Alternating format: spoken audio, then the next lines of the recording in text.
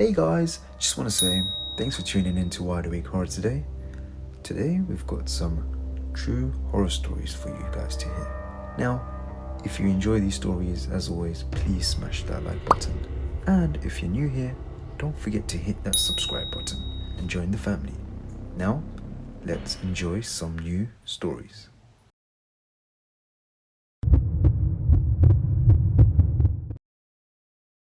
I knew something was off before the food even showed up. Not in a dramatic horror movie way. It was smaller than that. Like when you walk into your apartment and something is a few inches out of place and you can't prove it, but you know it. That kind of off. I matched with her 2 weeks before. Her profile was normal. Too normal, maybe. Pictures at a pumpkin patch, one at a beach, one in her car with sunlight hitting her face. Nothing weird in the background. No creepy captions. We talked for a while and she seemed chill. Short replies, but fast. She never sent voice notes, never wanted to FaceTime. Just text. I should say this now. I live alone. Third floor apartment above a vape shop that closes at 9. It's cheap, $950 a month, and the hallway always smells like burned toast. But it's mine. I like that it's mine. We decided to meet at this small ramen place downtown. Not fancy, not sketchy either. Kind of dark inside, neon beer signs in the windows, sticky menus. The kind of place where nobody cares how long you sit there. When she walked in, I almost didn't recognize her. She looked exactly like her pictures, which should have been reassuring, but it made her feel weirdly unreal, like she had stepped out of her own profile. She smiled the second she saw me, and she didn't stop. Not when she sat down. Not when the waiter dropped off water. Not when she took off her jacket. It wasn't a big grin, just a soft, closed-mouth smile, like she was posing for a yearbook photo. I told myself some people just have resting smile face or whatever. Nerves do strange things. I get awkward, too. I once laughed during a dentist appointment because I didn't know what else to do. But she didn't laugh. She didn't blink much either. Dinner started normal enough. I did most of the talking. I talked about work, about how my upstairs neighbor drops weights at midnight, about how my car barely starts in the cold. She nodded at the right times. She tilted her head a little when I mentioned my apartment, like she was filing it away. I noticed she never touched her phone. It sat face down next to her bowl the entire time. Most people check their phone at least once. She didn't. Her ramen came, and she took small bites, still smiling. Broth dripped onto her spoon, and she wiped it carefully with a napkin. Everything she did felt careful. I kept thinking she was about to relax, like maybe the smile would fade once she got comfortable. It didn't. About 40 minutes in, I started getting that tight feeling in my chest, the kind that makes you aware of your own breathing. I couldn't explain it. Nothing had technically happened, but I felt watched. I glanced around the restaurant. Normal crowd. Couple arguing softly in the corner. 2 guys watching something on a phone. Nobody looking at us. She was still smiling. Then she finally touched her phone. Slowly, like she had been waiting for a cue, she flipped it over and tapped the screen. No rush. No big reveal energy. Just calm. And then she slid it across the table toward me. I thought maybe she was showing me a meme or something, or a picture of her dog, something casual. I looked down. It took a few seconds for my brain to catch up. It was a live video feed. From inside my apartment. The angle was high, like from a corner near the ceiling. I could see my couch. My coffee table with the scratch on the edge. My kitchen counter with a dish I left in the sink. The clock on the microwave blinking 12 o'clock because I never bothered to set it. The lighting was exactly how it would look at that time of night. My living room lamp was on. I had left it on when I left for dinner. The feed was smooth. No lag. Empty apartment. My apartment. I felt my stomach drop so hard it almost hurt. I looked up at her, still smiling. I looked back at the screen. The camera panned slightly, like someone was adjusting it remotely. It moved toward the hallway that leads to my bedroom. That was when my hands started shaking. I tried to think logically. Maybe it wasn't my place. Maybe it just looked like it. Apartments can look similar. But then I saw the dent in the wall near the hallway, from when I tripped carrying groceries last month and slammed into it. It was mine. My ears started ringing. I couldn't hear the restaurant anymore, just this dull buzzing. She didn't say anything. She just watched me react. That's when I noticed something else. The feed wasn't coming from a hidden camera app I recognized. There was no brand watermark. No obvious interface, just a small red dot in the corner and a timer counting up. I checked the timer. 2:13:47. It had been recording for over 2 hours, which meant the camera was already there before I left for dinner. I forced myself to breathe normally. I didn't want to cause a scene. My brain was racing through possibilities. Break in, hacker, elaborate prank. But how would she get access? I'd never gave her my address. Not directly. Then it hit me.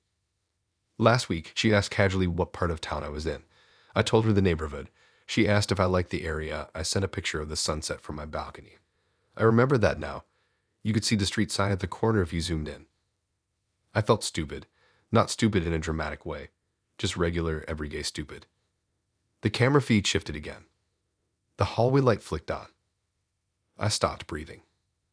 I did not have that light on when I left. The camera slowly turned toward my bedroom door. The door was closed. It creaked open. Just a little. I couldn't see inside from the angle, but I could see darkness moving. My heart was pounding so loud I thought I might pass out. She reached across the table and gently pushed the phone closer to me, like she didn't want me to miss anything. I felt cold all over. The bedroom door opened wider, and then I saw it. A shadow. Someone stepping into view. A man. Tall, wearing dark clothes, face partially covered by something. He looked straight at the camera. At me. He raised one hand and gave a slow wave. I swear I almost threw up right there. The restaurant noise came rushing back all at once. Plates clinking, people talking, the smell of broth and soy sauce. I looked at her again. The smile hadn't changed. I started trying to piece it together. Had she been in my apartment before? Was she connected to this guy? Was he there right now, or was this pre-recorded? The timer was still counting. 2:15:03. This was happening in real time. The man walked toward my living room, toward my couch. He sat down like he owned the place, like he had always lived there. He picked up my remote. The two turned on. On the phone screen, I watched my own television light up. I reached into my pocket and grabbed my keys. My apartment key felt heavier than usual.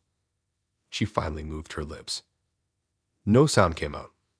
Just that same smile, but slightly wider. And I realized something worse. She wasn't enjoying my fear. She was studying it. Like she was collecting data. The man in my apartment stood up again and walked toward the camera. He reached up. The feed jolted. Then went black. The timer stopped. 2:16:11. I looked at her phone. Black screen. Reflection of my own face staring back. She calmly picked it up. Stood. Put on her jacket. Still smiling. She walked out of the restaurant without looking back. I sat there frozen for maybe 30 seconds. Maybe longer. It felt stretched. Then I bolted. I ran 3 blocks to my car. My hands were shaking so bad I dropped my keys twice. I drove home faster than I ever have. When I got to my building, the vape shop was already closed. The street was quiet. I stared up at my 3rd floor window. The living room light was on. Exactly how I left it. I didn't see moving. I went inside anyway. Every step up the stairs felt like I was walking into something I couldn't undo.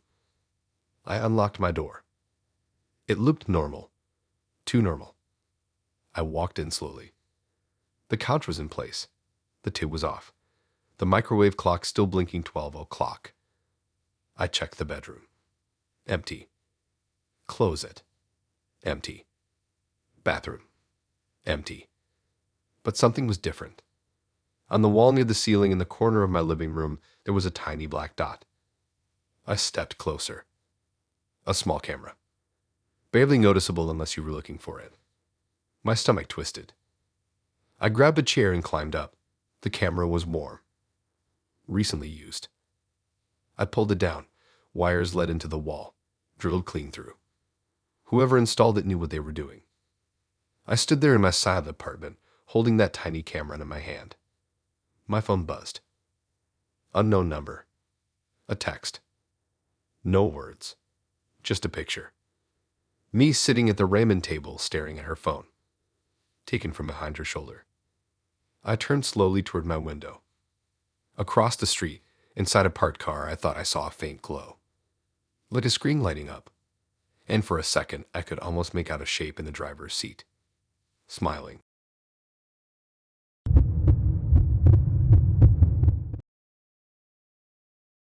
I should have canceled when he insisted on picking me up.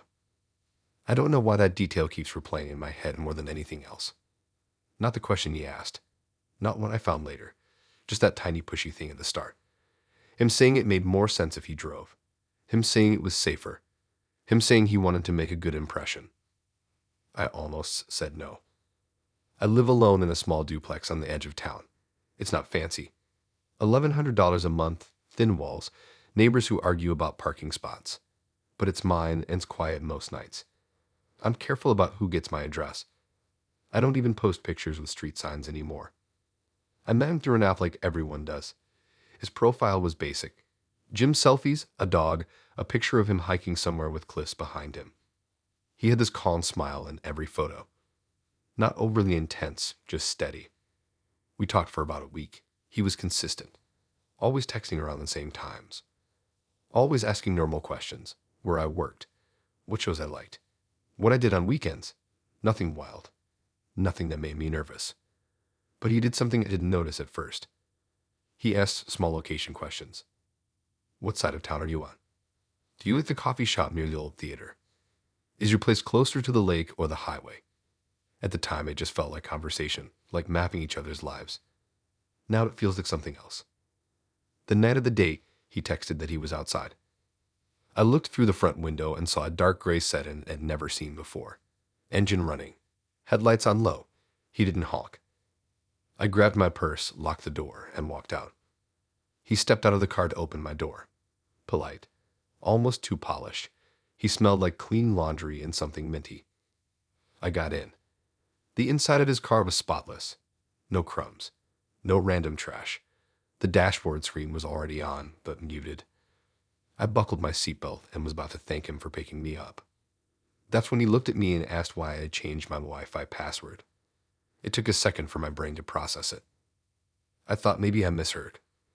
I laughed automatically because that's what you do when something doesn't make sense. I asked what he meant. He didn't laugh.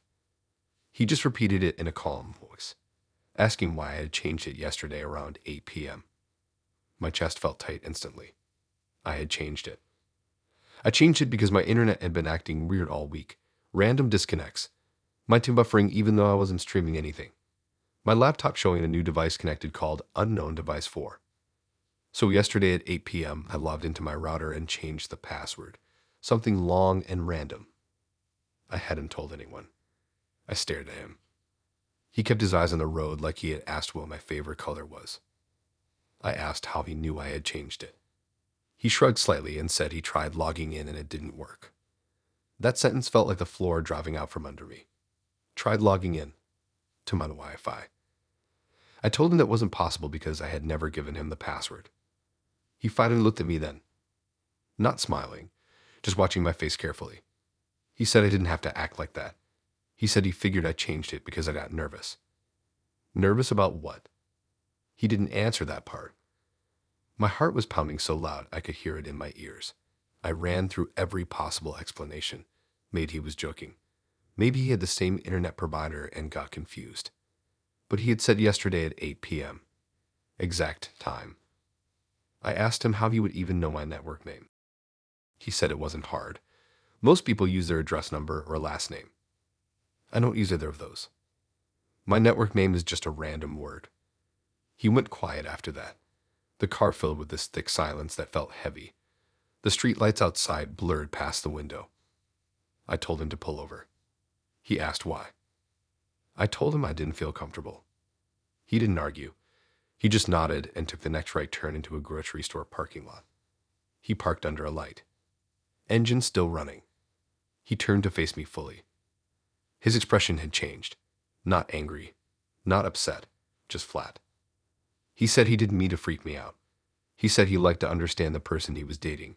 He said digital security is important. He works in it, apparently, something with networks. I felt my stomach twist. He started explaining how easy it is to access unsecured routers, how people leave default passwords, How someone sitting in a car nearby can connect if they know what they're doing. Nearby. My duplex has street parking directly outside. I asked him if he had ever been parked outside of my place. He hesitated. That hesitation told me everything. He said he just wanted to see if we were compatible before meeting, that he likes to know how someone lives, what they search, what they stream, what they search. I felt sick. He started talking faster now, like he was trying to fix it, saying he didn't go through anything personal, just surface-level traffic, general browsing patterns. Like that was supposed to make it better. I unlocked my seatbelt slowly. He noticed. He said I didn't need to leave, that we could still get dinner, that this didn't have to ruin things. Ruin things. I opened the car door. That's when he said something that froze me in place. He said I should change more than just the password next time, because hiding a camera inside a smoke detector is smart, but not if the firmware is outdated. My vision went blurry for a second. I'd want to have cameras. At least I didn't think I did. He was watching my reaction again. He said he was kidding, but he wasn't smiling. I got out of the car. He didn't chase me, didn't grab me. He just watched as I walked across the parking lot. I didn't have my car. I hadn't driven. I went back into the grocery store and stayed there for almost an hour pretending to browse until I was sure he was gone. I called my friend to pick me up. When I got home, the first thing I did was check every room. Nothing looked out of place, but now everything felt wrong. I checked the router settings. There had been a device connected for almost 3 weeks, labeled as a generic laptop, high data usage, mostly late at night. I looked at the log history. Connection attempts at weird times, like 2 a.m., 3 a.m. I sat on my couch staring at the screen. Then I remembered something else. 2 nights ago, my laptop camera light flickered on for a split second while I was watching a show. I brushed it off as a glitch. My chest felt tight again. I went around unplugging everything. Router, TV, laptop. My phone buzzed. Unknown number. A text. It said I didn't have to make it dramatic, that he thought we had something. I blocked the number. Another text came from a different one. It said changing the password again wouldn't help if the router itself was compromised. I felt like I couldn't breathe. I unplugged the router completely and shoved it in a drawer. Then I heard something outside. A car engine idling. I turned off the lights in my living room and slowly moved toward the window. Dark gray sedan parked across the street. Engine running. No headlights. Just sitting there. I didn't go outside. I didn't call him. I called the police and reported the suspicious vehicle. By the time they arrived, the car was gone. The next morning, I took my router to the service provider and had them replace it entirely. New hardware. New everything. I never heard from him again after that night. But for weeks, I kept thinking about how he asked the question so casually, like we were already connected, like he had a right to know. And sometimes when my internet lags for even a second, my heart starts racing again.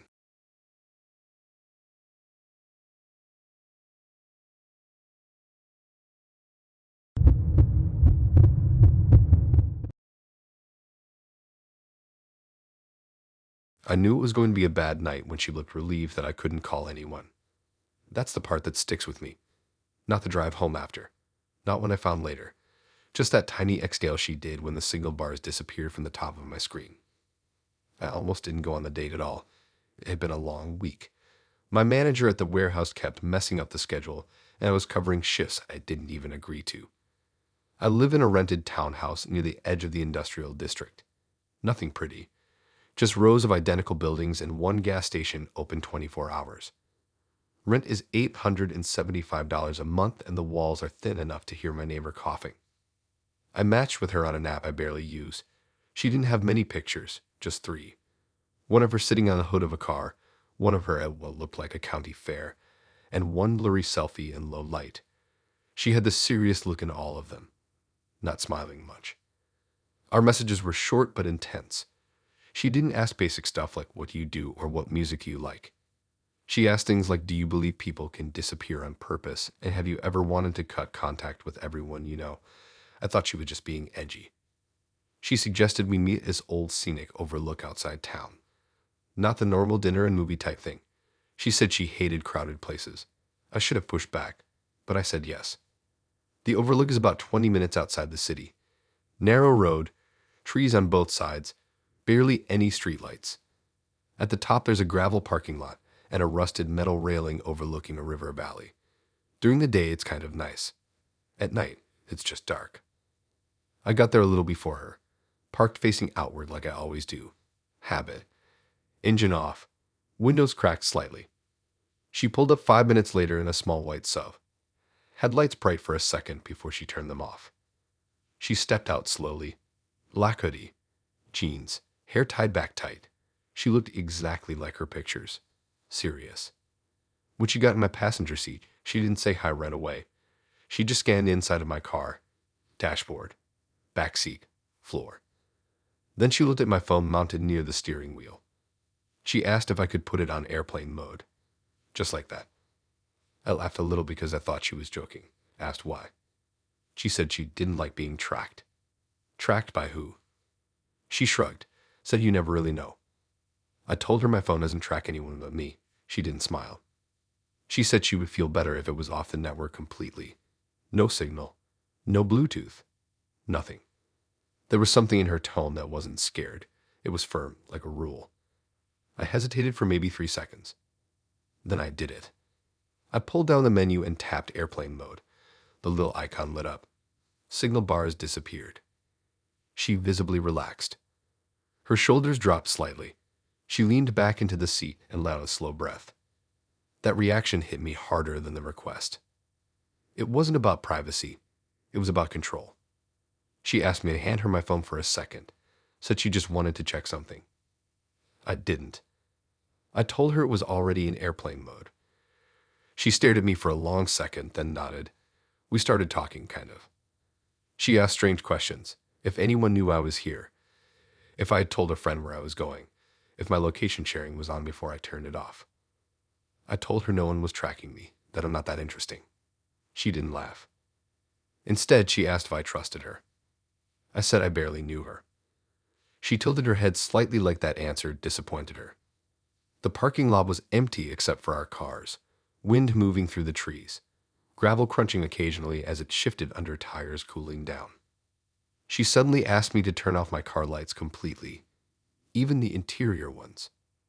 I hadn't turned on any interior lights, but I double-checked. Dashboard dimmed. Everything dark except the faint glow from outside. She leaned closer then, not in a romantic way, more like inspecting something. She said she liked places where signals can't reach easily. I told her we were still close enough to town to get reception normally. She shook her head slightly. She said not if someone is blocking it. That made no sense. I felt this creeping discomfort, but I kept trying to rationalize it. Maybe she's into conspiracy stuff. Maybe she's paranoid. Some people are like that. Then I noticed something else. Her sub was still running. Headlights off, but engine on. I asked if she wanted to turn it off to save gas. She said no. Said she needed it ready. Ready for what? She didn't answer. Instead, she asked me again if anyone knew exactly where I was. Not just generally, specifically. I started feeling stupid sitting there with no signal. I reached for my phone to turn airplane mode off. Her hand shot out and grabbed my wrist. Not hard, but fast. She said to leave it. Her voice wasn't loud, just intense. I pulled my hand back slowly. That's when I noticed a small black device on her lap, rectangular, about the size of a portable charger, tiny blinking light on one side. I asked what it was. She said it helped with interference. Interference with what? She didn't explain. Instead, she asked if I believed in starting over, completely. No digital trail, no records. My mind started racing. I thought about all the stories you hear about people lured to remote places.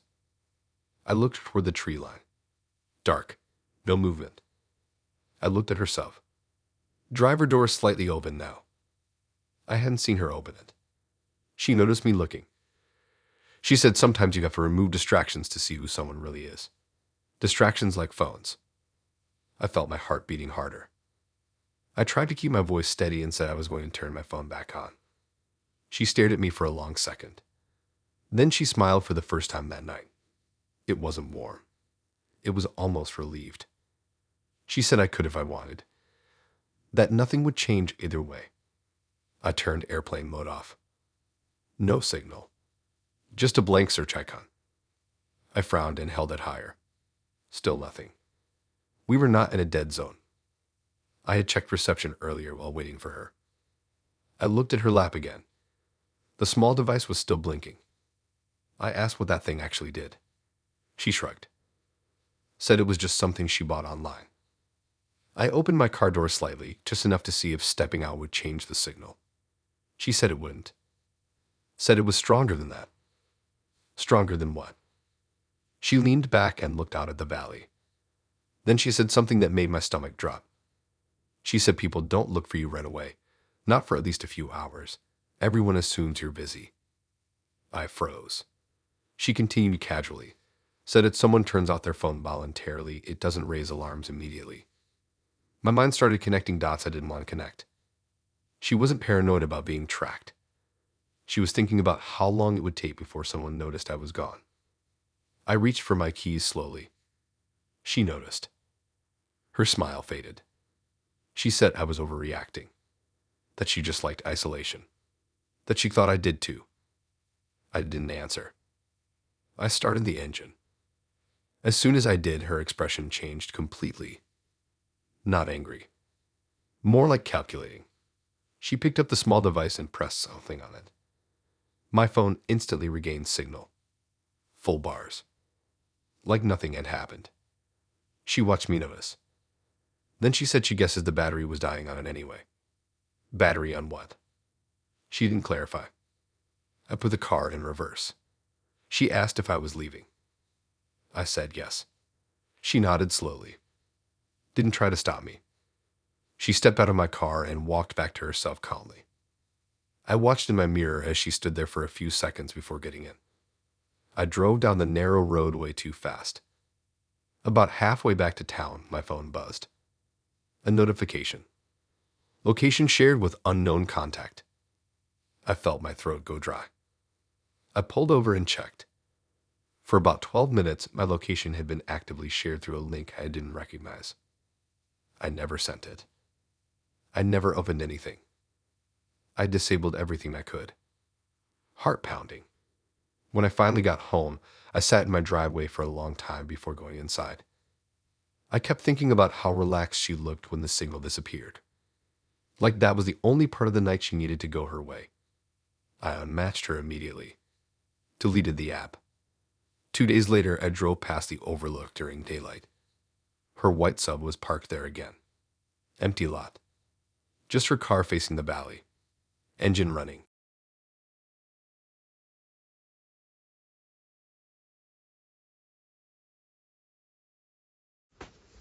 Hey guys, really sorry to disturb you, but if you're enjoying the stories up until this point, please smash that like button. That's all I'm asking for you guys.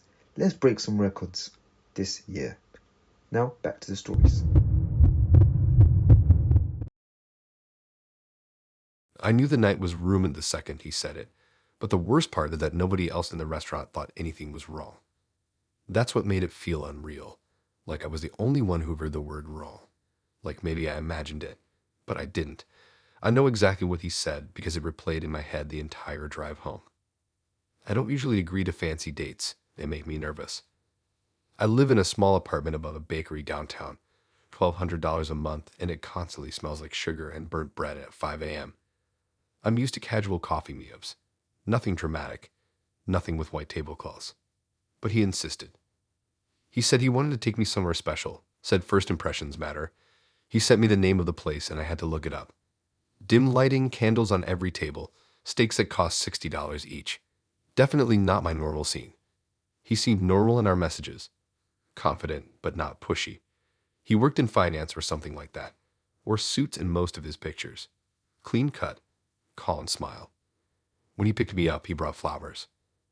That should have been sweet, but it felt like he was following a checklist, like he had studied how to act. The restaurant was quiet when we got there. Soft music playing. Only a few other tables occupied. kind of place where you feel like you have to whisper even though nobody told you to. He pulled out my chair for me, sat across from me with a steady look, like he was already familiar with me. Dinner started normal enough.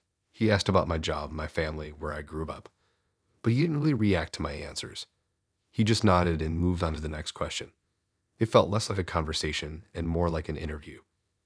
About halfway through the meal, the waiter came back to refill our drinks. And that's when it happened. He smiled at the waiter and casually referred to me as his fiancée. Just slipped it into a sentence like it was the most normal thing in the world. My brain froze. I waited for him to correct himself. He didn't. The waiter smiled bigger and congratulated us. I felt my face get hot. I laughed awkwardly and started to say something, but he gently placed his hand on top of mine under the table. Not squeezing, just resting there. But it felt like a warning. He kept smiling at the waiter, thanking him. The waiter walked away. I immediately pulled my hand back. I asked him why he said that.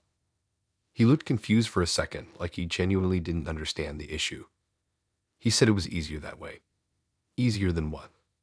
He shrugged slightly and said people treat you differently when they think you're serious about someone. I told him we had been talking for 2 weeks. He said sometimes you just know. My stomach twisted. I tried to brush it off at first. Maybe he was joking in a weird way. Maybe he thought it would be funny. But then the waiter came back later with dessert menus and said something about the happy couple again. And he didn't correct it. He leaned into it. He even started talking about future plans casually, mentioning vacations we would take, how he always imagined a fall wedding. Fall wedding. I stared at him like he had lost his mind. He kept his voice low and calm, said he liked certainty, said he didn't waste time on temporary things. I told him this was moving way too fast. He tilted his head slightly and asked why I was scared of commitment. That word hit me wrong. Scared.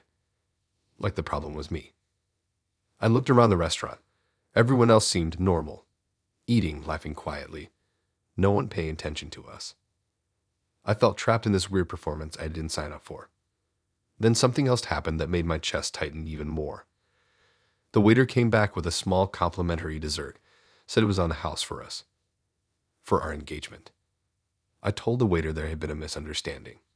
Before I could finish, he interrupted smoothly, said we were keeping it quiet for now, family stuff. He squeezed my knee under the table this time. Harder. Not painful enough to cause a scene. Just enough. The waiter laughed and walked away. I felt my heart pounding. I asked him why he wouldn't correct it. He said because now they would remember us. Remember us. He explained that when you become a regular somewhere, it's good to have a story attached to you. It makes staff more attentive, more loyal. He taught that this was some kind of strategy. I asked if he did this often. He didn't answer directly. Instead, he asked if I trusted him. That question again. Always that question. I told him this was weird. He finally dropped the smile. Just for a second. His expression went flat. He said he didn't like being embarrassed in public. I told him I didn't like being labeled as something I'm not. He leaned back in his chair slowly. Then he said something that made my stomach drop. He said technically it wasn't a lie. I asked what that meant. He said he had already told people about me. That his coworkers knew my name. That his sister had seen my pictures. That he doesn't introduce someone unless he's sure. Sure of what? He didn't clarify. I suddenly remembered something small from earlier in the night. When we first sat down, he had asked if I preferred gold or silver. I thought he meant jewelry in general. Now it felt different. I started feeling like this wasn't spontaneous for him. Like he had already decided something without me. I told him I needed some air. He nodded calmly. Said he'd wait. I walked outside the restaurant and stood on the sidewalk under the streetlights. My hands were shaking. I checked my phone. 2 notifications from an unknown number. Both just links. I didn't open them. Instead, I Googled his full name. I should have done that before. First result was his company page. Second was a local news article from 3 years ago. About a restraining order. Filed by a woman he had dated briefly. The article was short, didn't go into much detail, just mentioned harassment and unwanted contact. My chest felt tight. I went back inside. He was exactly where I left him, sitting straight, hands folded on the table, the dessert untouched. He smiled when he saw me, asked if I felt better. I told him I wanted to leave. He looked disappointed but not surprised. He paid the bill without arguing, left a large tip. As we walked past the waiter congratulated us again. He thanked him. Again, didn't correct it. Outside, he walked me to his car. I told him I would call a ride instead. His jaw tightened slightly, just for a second. Then he nodded, said he respected my independence. But as I stepped away, he said something quietly that made my skin crawl. He said it's easier when both people accept what's already decided. I didn't respond. I ordered a ride and stood near the entrance under the lights until it arrived. He waited in his car the whole time. Engine running. Watching. My ride came, I got in. As we drove away, I looked back once. He was still parked there. The next morning, I got a message from him. A photo. Of a ring. Gold. Captioned with a date in October.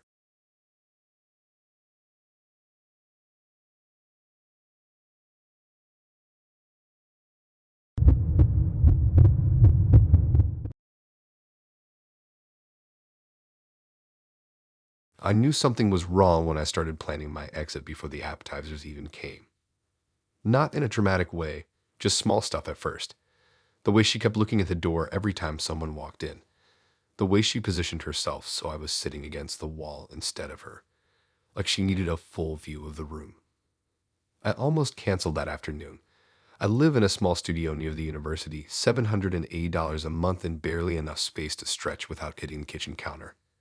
I don't usually go for upscale places, but she picked this trendy fusion restaurant downtown that always has a wait list.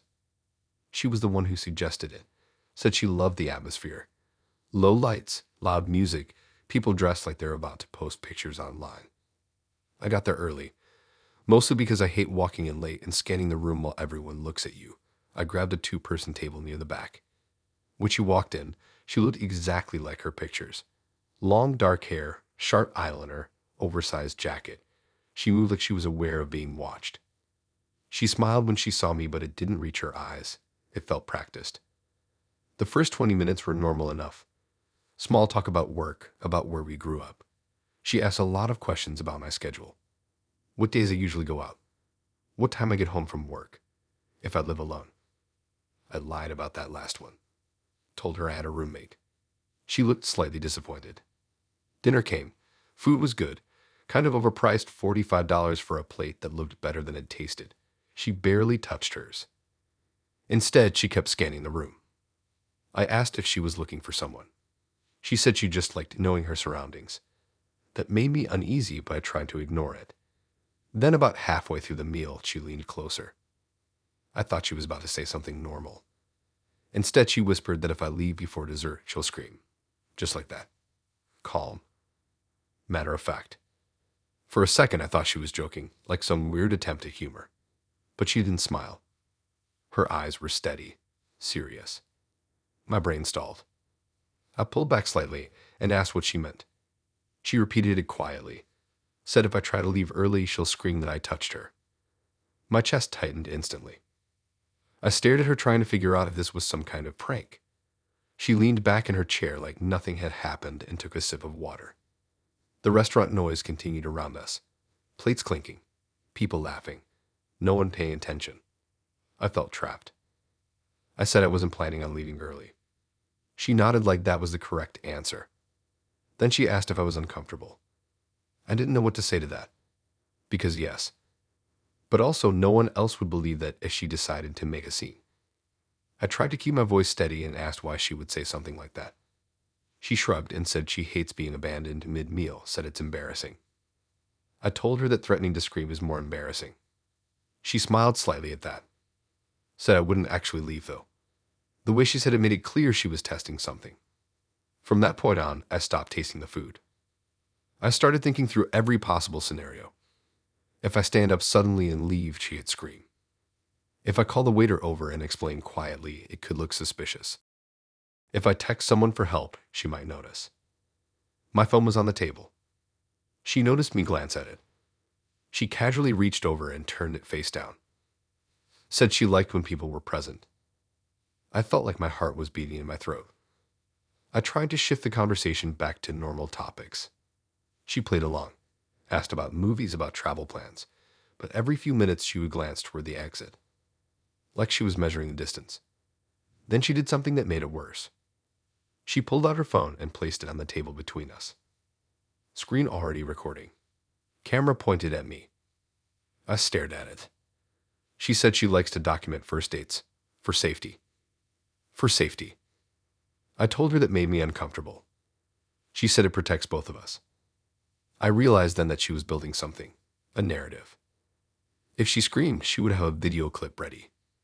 A video that starts with us sitting peacefully together. No context. Just her word against mine. I felt sweat forming on my palms. The waiter came by and asked if we wanted dessert menus. Before I could answer, she said yes. She looked at me while saying it, almost daring me to object. I nodded. What else was I supposed to do? While we waited, she leaned forward again and lowered her voice. She said she does this to see how men react under pressure.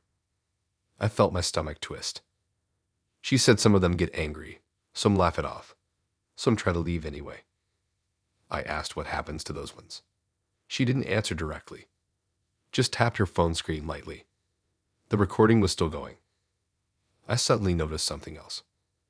2 tables over, a guy kept glancing in our direction. Not constantly, but enough to notice. Every time our eyes met, he looked away quickly. I started wondering if he was with her, if this was some kind of setup. She caught me looking. She asked if I was thinking about leaving. I said no. She smiled again. Dessert arrived, something chocolate with powdered sugar on top. She didn't touch it. Just watched me. I forced myself to take a bite. It tasted like nothing. My brain was too busy running scenarios. I realized something important, though. She needed me calm. If I made a scene first, she would lose control of the narrative. So I did something simple. I smiled. I thanked her for dinner. I started asking her about her job in detail. Real details. Company name, coworkers, last project she worked on. She hesitated slightly on some answers. I kept asking follow-ups. Calmly. Casually. Her smile started to fade. She didn't like not controlling the direction. I asked if she had done this before. She said maybe. I nodded like that was interesting. Then I leaned back and waved at the waiter. Not frantically, just normal. Asked for the check. She stiffened. Her eyes narrowed slightly, but she didn't say anything. The waiter brought the bill. I paid quickly. Stood up slowly. She stayed seated for a second longer than expected, like she was deciding something. I held my breath. Then she stood too. We walked toward the exit together. No screaming. No scene. Outside, the night air felt unreal. She stopped near the curb. Looked at me. Said most guys fail the test. I'd asked what the test was. She said seeing who can keep their composure when control shifts. I didn't respond. She stepped closer and said she might call me again. Then she walked away toward a black car parked across the street. The guy from 2 tables over got in the driver's seat. They drove off together. I stood there for a long time after they left, realizing that dessert was never the point.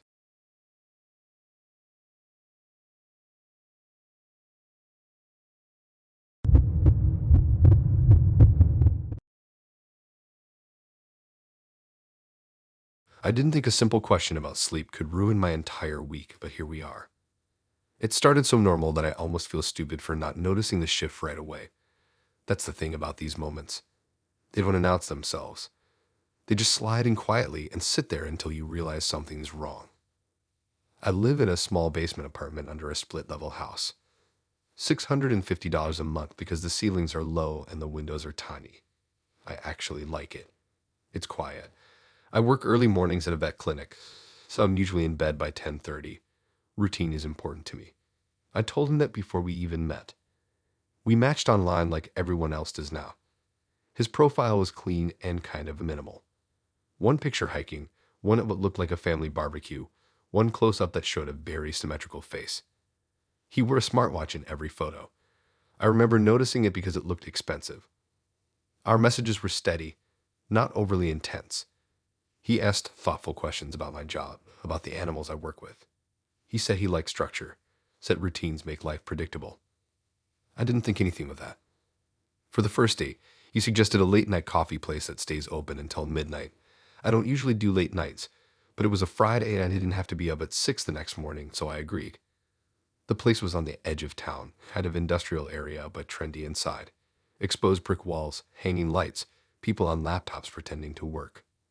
He was already there when I walked in. Standing near the counter, perfectly straight posture, hands clasped in front of him.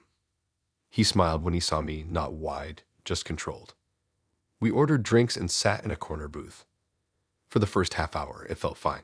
He listened closely when I talked, maintained eye contact, didn't interrupt. But he kept glancing at his watch, not checking notifications, just tapping the side of it lightly.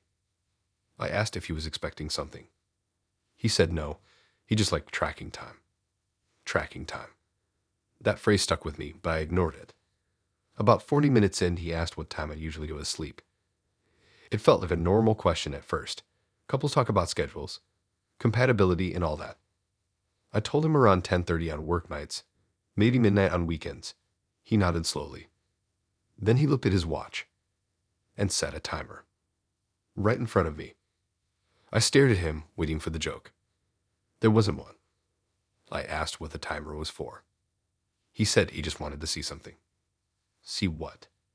He didn't answer directly, just said he likes patterns.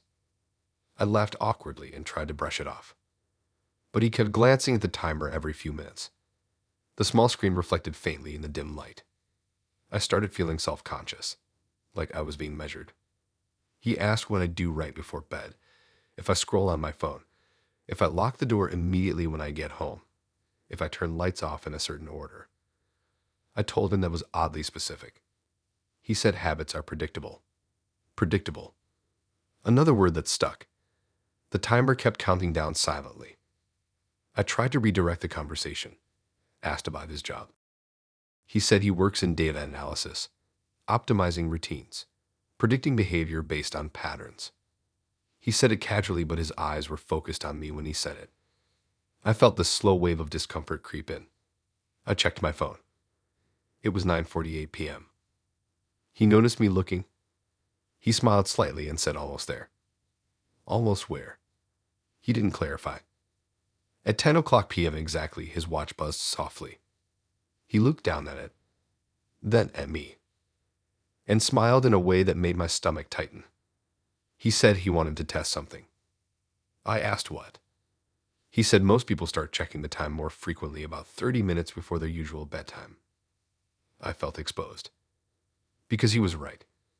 I had checked my phone twice in the last 10 minutes. He said he was curious if I would get restless. Restless. Like I was part of an experiment. I told him that was weird.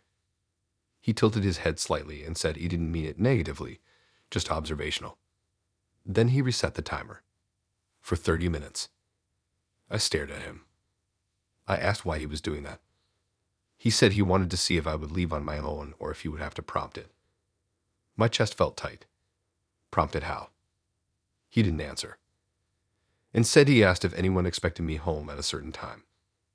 I told him no one tracks my comings and goings. He nodded like that was important information. I started noticing small things I had missed before. The way he positioned himself between me and the aisle. The way his jacket was folded neatly beside him, locking part of the exit from the booth. I suddenly felt boxed in. I told him I might head out soon. He glanced at his watch. 26 minutes left on the new timer. He said it would be interesting if I broke my pattern. That sentence made my skin crawl. I slid slightly toward the edge of the booth. He leaned forward a little, not touching me, just narrowing the space. He said routines are comforting until someone else learns them. Learns them? I asked what that was supposed to mean. He smiled again. Said imagine knowing exactly when someone is asleep every night, when their lights go off, when their phone stops moving.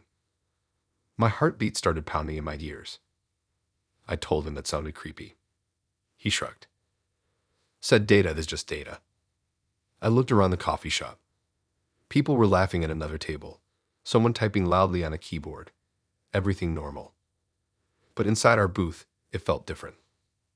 Isolated. I grabbed my purse. Said I was going home. He looked down at his watch again. 14 minutes left. He said interesting. I stood up. He didn't grab me. Didn't block me physically. But he said something quietly that made me freeze for half a second. He said 10:30 is earlier than you think. I didn't respond. I walked out. The air outside felt cold and sharp. I got in my car and locked the doors immediately. My phone buzzed as soon as I started the engine. A message from him. It said timer complete. I stared at it. It was 10:30 p.m. exactly. I drove home faster than usual. When I pulled into my driveway, I noticed something that made my stomach drop. My porch light was on. I'd never leave it on. I sat in my car staring at it, trying to remember if I had left it. I couldn't. My phone buzzed again. Another message. It said patterns are useful. I looked up at the dark basement window of my apartment, and for a second, I thought I saw movement behind the glass.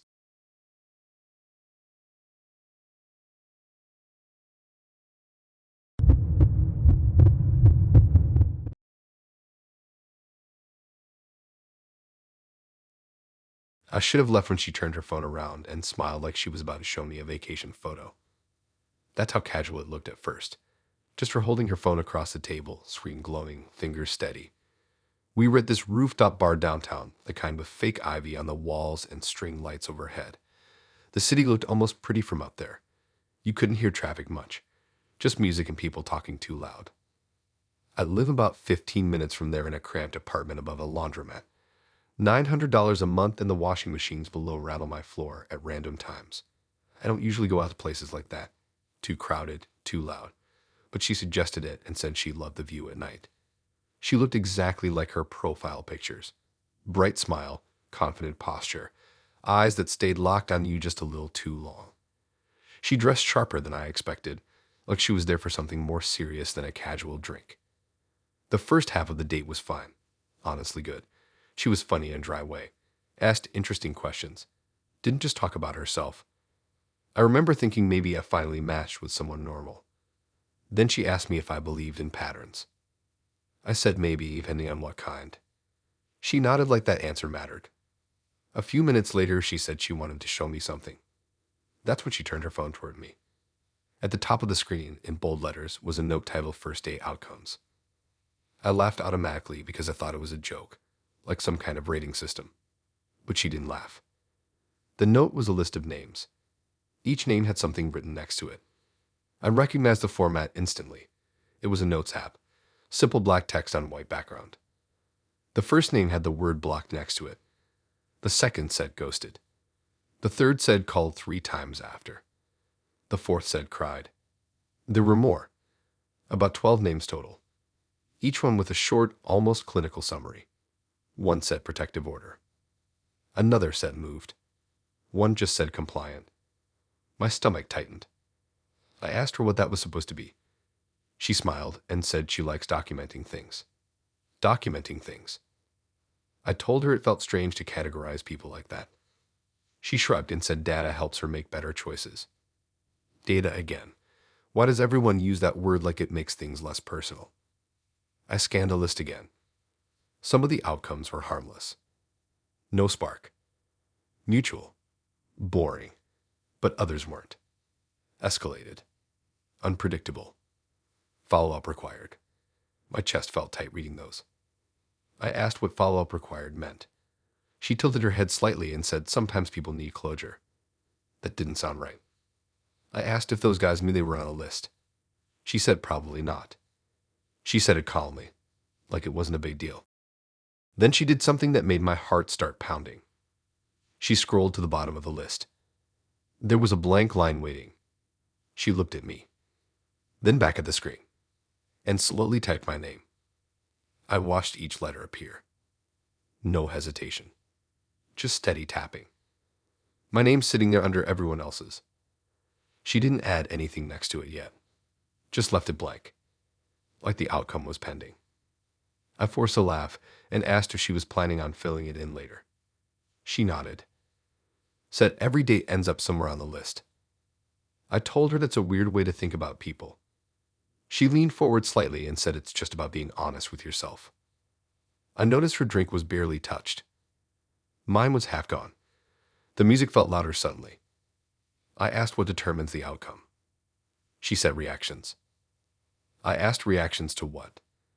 She smiled again. Said to pressure. I felt my stomach drop. Pressure how? She didn't answer directly. Instead, she asked me what kind of person I think I am. That question felt loaded. I said I try to be decent. She nodded slowly. Said most people say that. Then she asked what I would do if someone lied about me. I told her I'd confront them. She typed something small next to my name. I leaned forward to see. She turned the phone slightly away. Said it's just notes. I felt heat rise to my face. This wasn't funny anymore. I asked her if she actually contacts these guys again after. She said sometimes. Depending on how they respond. Respond to what? She shrugged. Said sometimes she tests boundaries. My heart was pounding so hard I could feel it in my neck. I started replaying our conversation in my head, trying to find the test. Had I said something wrong? Had I reacted badly to something? She suddenly asked if I get angry easily. I told her no. She watched my face carefully, like she was studying micro-expressions. Then she added another word next to my name. I caught a glimpse this time. Observant. I didn't know if that was good or bad. I asked why she even showed me the list. She said transparency is important. That if I reacted aggressively, that would tell her something useful. Useful for what? She said future decisions. I felt like I was being evaluated for something I didn't apply for. I looked around the rooftop. People were laughing, taking pictures with the skyline behind them. Everything normal. But at our small table, it felt clinical. Like I was a case study.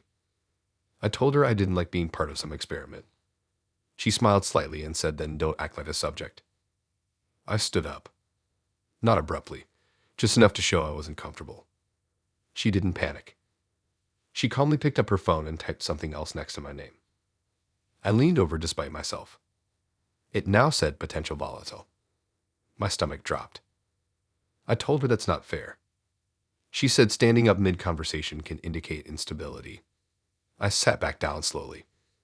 Not because I agreed, but because I suddenly realized how this could spin if she told someone I was aggressive. If she showed them this list as proof of some pattern. I felt trapped by a document that was probably meaningless but felt powerful. She watched me carefully. Then she did something worse. She scrolled up to one of the older names, tapped it, and showed me a screenshot. It was a message thread. A guy apologizing repeatedly, begging to know what he did wrong. She said he didn't handle the outcome well. My chest tightened. I asked what she did to him. She shrugged. Said she just told him the truth about how he behaved. I didn't believe that. I could see something almost proud in her expression, like she enjoyed categorizing people. She closed the app and locked her phone. Said she hadn't decided on my outcome yet, that it depended how the night ended. I felt cold. I said I think the night is ending now. She nodded slowly. Said that's an option. We walked to the elevator in silence. Inside the mirrored walls, I could see her watching me through the reflection, studying posture, breathing, tension. When we reached the ground floor, she stopped near the exit, pulled her phone out again, and typed one final word next to my name. Then she showed me. Incomplete. She said some entries take time. Then she walked away into the parking garage. I stood there staring at my reflection in the glass doors, realizing my name was now just another line on someone else's list.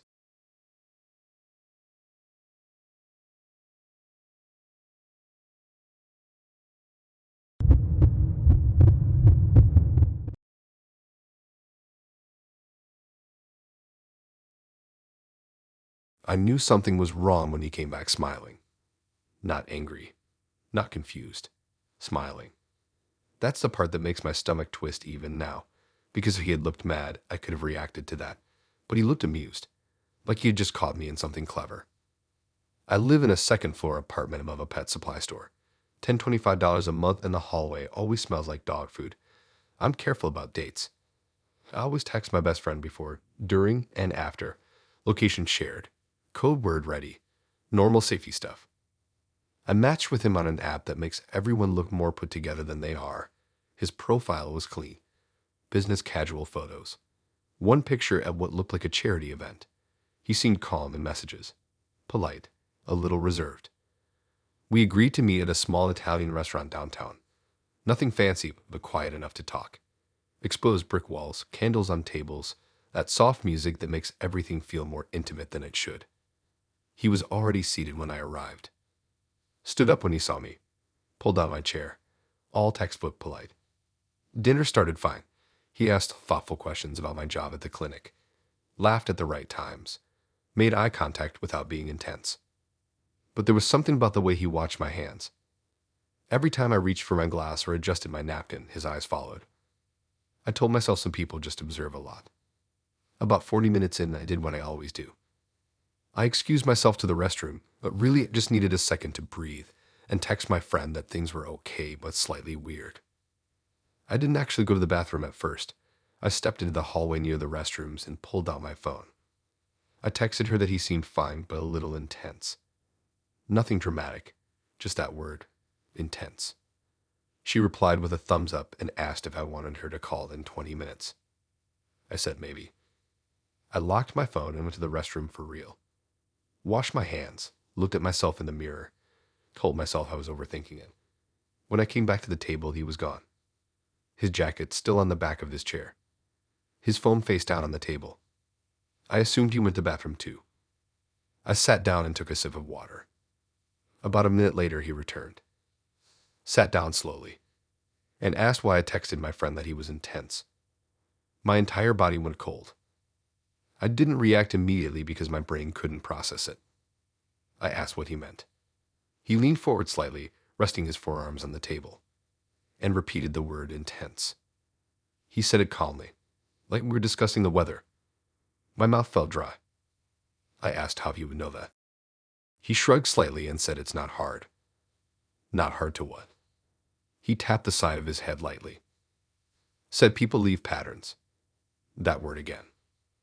I told him that was private. He tilted his head and said not really. I felt my heartbeat pounding in my ears. I thought maybe I left my phone unlocked. Maybe he grabbed it while I was in the restroom. But I had it with me the whole time. Then he said something worse. He said next time, maybe don't stand directly under the security camera when you're typing. My stomach dropped. Security camera. I tried to remember where I stood. The hallway near the restrooms had a small black dome in the ceiling. I hadn't paid attention to it. I asked if he was joking. He shook his head slightly. Said he works in building security systems. That he noticed the camera angle when we walked in. That he could see the live feed on a monitor near the bar when he went to the restroom. My chest tightened. I told him that doesn't mean he could read my texts. He smiled slightly. Said body language says a lot. Said he saw me typing quickly, then pausing, then nodding at the screen. Said he saw the reflection of the word intense briefly when the light hit my phone. I felt sick.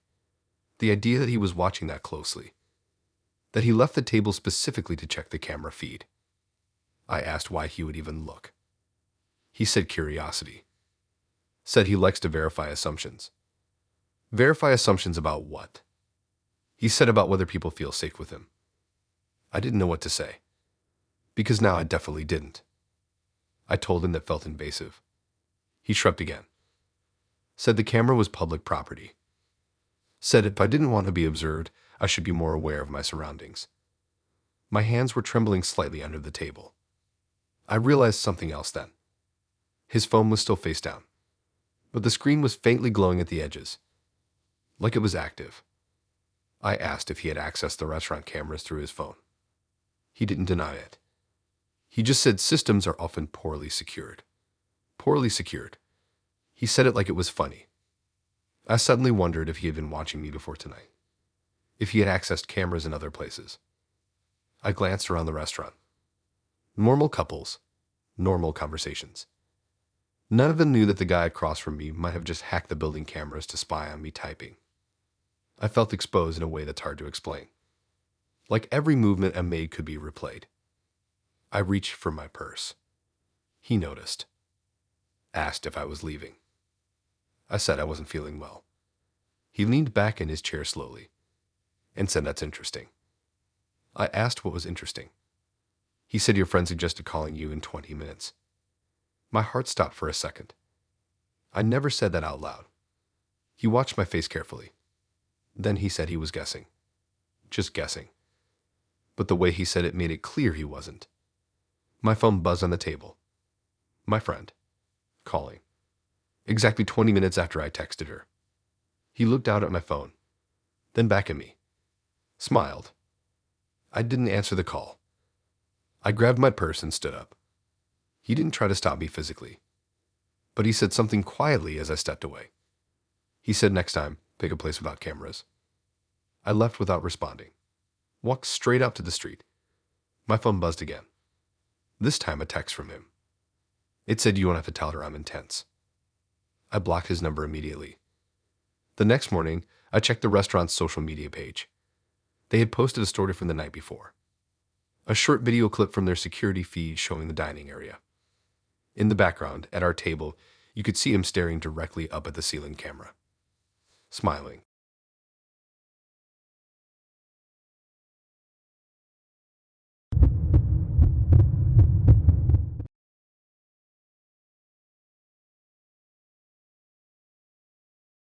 I knew something was off before I'd even sat down, but I couldn't put a name to it until the photo went up.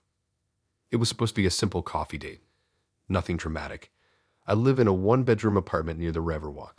$1,150 a month and worth it for the view alone. I keep my life pretty low-key. I don't post much. I don't tag locations in real time. I like keeping things quiet. She was the opposite.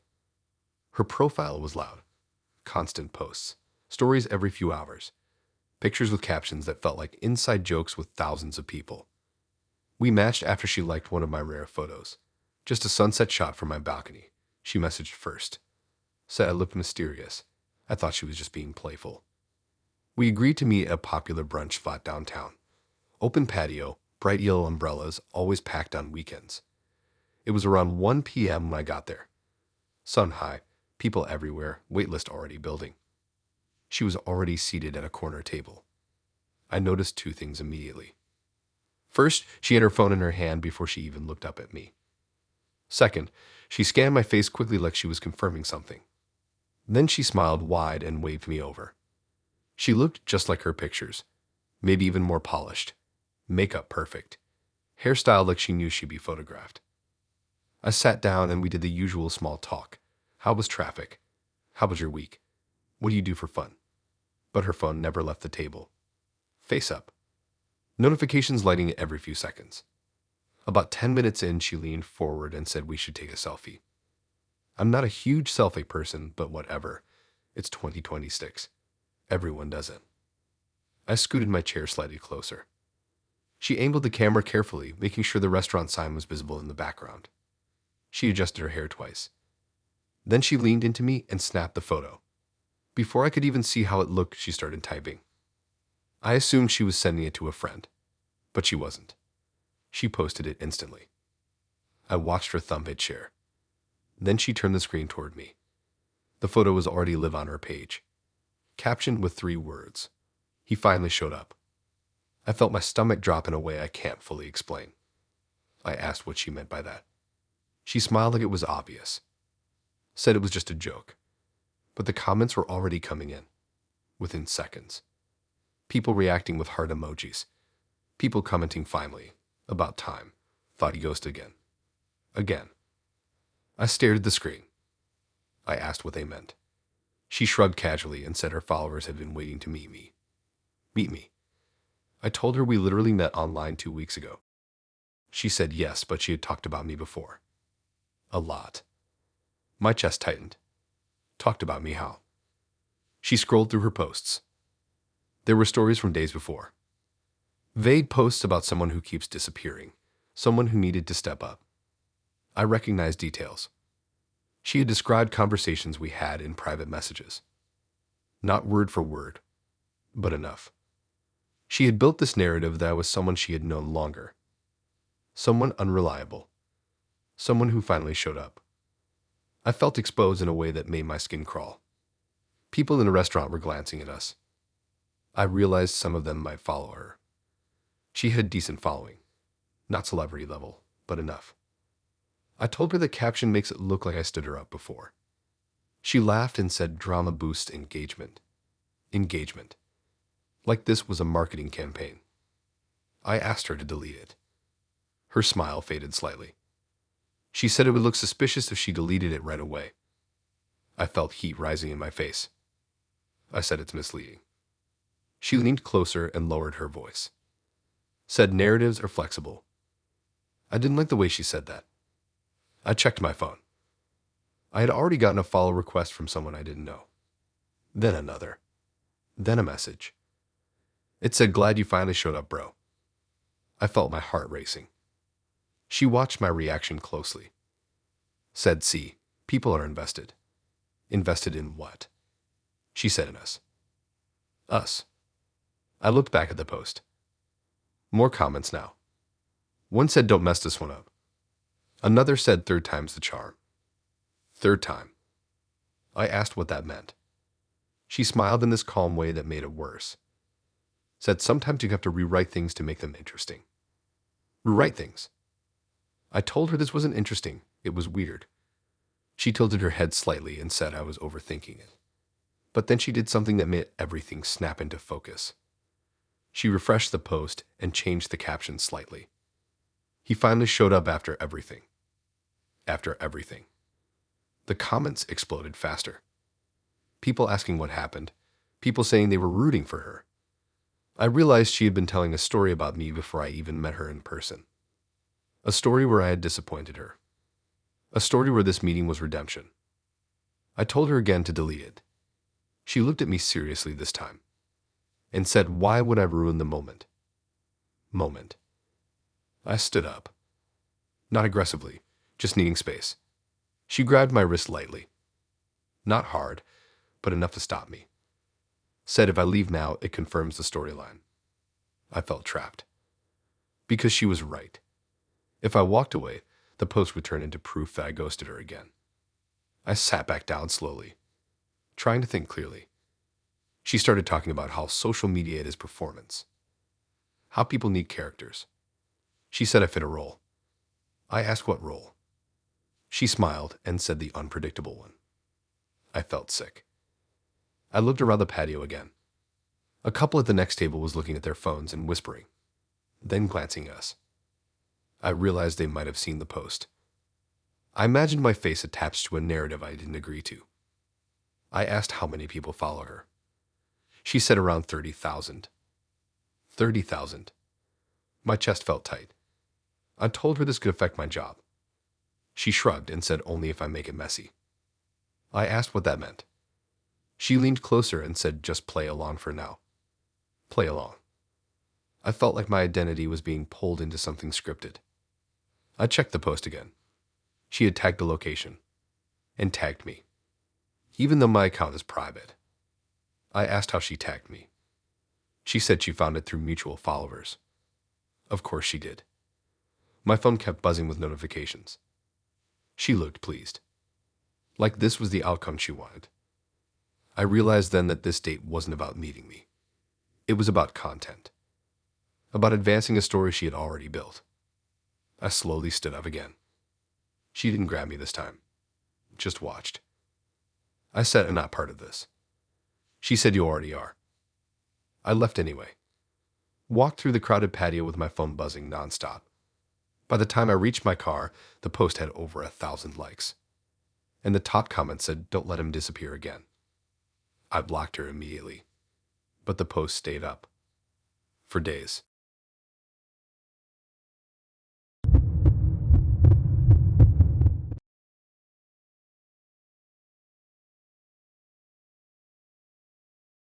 I should have left the first time he whispered it.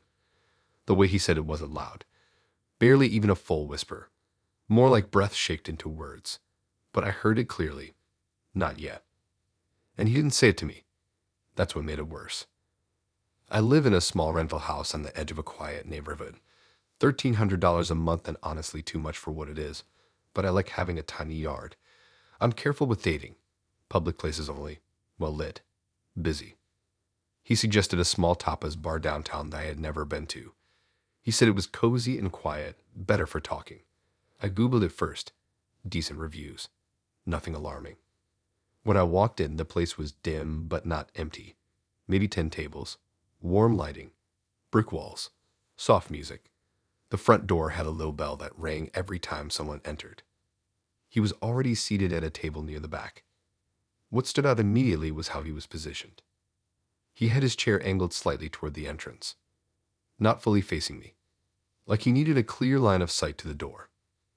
I told myself maybe he just likes knowing who was coming in. We ordered drinks. Conversation started normal. He was actually funny, easy to talk to, asked about my job, my hobbies, listened closely. But every time the door opened and the bell rang, his eyes snapped to it instantly, and he whispered, "Not yet." The first time, I thought I imagined it.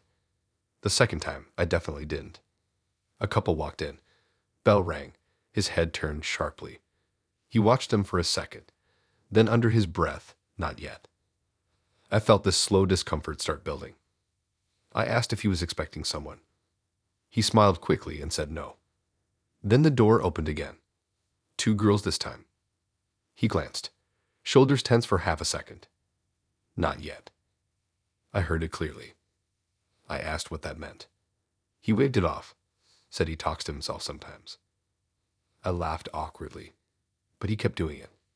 Every single time someone entered. Bell rings. Head turns. Not yet. It wasn't random either. He seemed focused. Counting something. Measuring something. I started paying attention to the people coming in. Couples, groups of friends, one older guy alone. Each time he evaluated them quickly, then whispered the same thing. I felt like I was sitting next to someone waiting for something to happen. I asked again if he was waiting for a friend. He said no. Then he asked if I believed in timing. That question made my stomach tighten. I said, "Timing for what?" He shrugged slightly and said some things only work if the timing's right. I tried to keep the conversation normal. But now every time the doorbell rang, my heart jumped too. The restaurant felt smaller, like the air had thickened. About halfway through the meal, I noticed something else. His phone was on the table, face up. No notifications coming in, but a stopwatch app was open. Counting. Not counting down. Counting up. I asked what he was timing. He said just observing patterns. Patterns again. I told him that word makes people nervous. He smiled slightly and said only if they're not paying attention. Another group walked in. 3 guys. Bell rings. His head turns sharply. Eyes narrow slightly. Not yet. This time I saw his hand tense on the table. Fingers pressing into the wood. I asked directly what he was waiting for. He paused for a second. Then said someone specific. My chest tightened. Who? He didn't answer. Just took a sip of his drink. The bell rang again. A woman walked in alone. He leaned forward slightly, watching, then relaxed. Not yet. I felt like I was part of something I didn't understand. I started scanning the room too, looking for anyone who seemed connected to him. No one was looking at us. No one seemed aware. I told him this was making me uncomfortable. He nodded slowly. Said discomfort can be revealing. Revealing of what? He didn't answer. Instead, he asked if I had ever been in the wrong place at the wrong time. That question made my throat feel dry. I said, what does that even mean? He said sometimes you don't realize you're in someone else's story until it's too late. I felt cold despite the warm room. Then the doorbell rang again. This time, a man in a dark jacket walked in. Alone. He looked around the restaurant casually. For a second, their eyes met. I swear they did. Something flickered across my date's face. Relief. Not yet. He whispered it again, but softer this time. Almost frustrated. I noticed his leg bouncing under the table now. The stopwatch still running. I checked the time. We had been there exactly 57 minutes. I don't know why that number stuck in my head. Maybe because he seemed to be waiting for a specific minute. I told him I might head out soon. He looked at the stopwatch. Then at the door. Said, "Made you wait a little longer." Why? He said, "Because timing matters." I asked, timing for what again? He finally leaned closer, lowered his voice, and said, "Sometimes someone walks in and changes everything." I felt like I couldn't breathe properly. The bell rang again. Another couple. Not yet. His jaw tightened slightly. I realized then that he wasn't just observing. He was anticipating. Anticipating a specific person or event. I started thinking worst-case scenarios. Was he waiting for someone to confront him? Was he planning something? Was it just a cover? A way to look normal while he waited. I checked my phone discreetly. Shared my location with my sister. Just in case. The bell rang again. This time, a group of 4 walked in. One of them looked briefly toward our table. My date stiffened. His hand slid off the table into his lap. Not yet. But it sounded different. Less confident. Like he was unsure. I couldn't take it anymore. I stood up. Told him I was leaving. He didn't try to stop me physically, but his eyes flicked to the door one more time. Then back to me. He said, "You're early." Early for what? He didn't answer. Just glanced at the stopwatch. 1:14. The bell rang again as I grabbed my purse. I looked back one last time before walking out. A man had just entered. Tall. Wearing a hoodie. Scanning the room. My date was staring at him. Not yet. But this time he sounded almost disappointed. I stepped outside into the night air and kept walking. I didn't look back again. Later that night, I checked the restaurant's page online. They had posted about closing early due to a disturbance. No details. Just that word. Disturbance.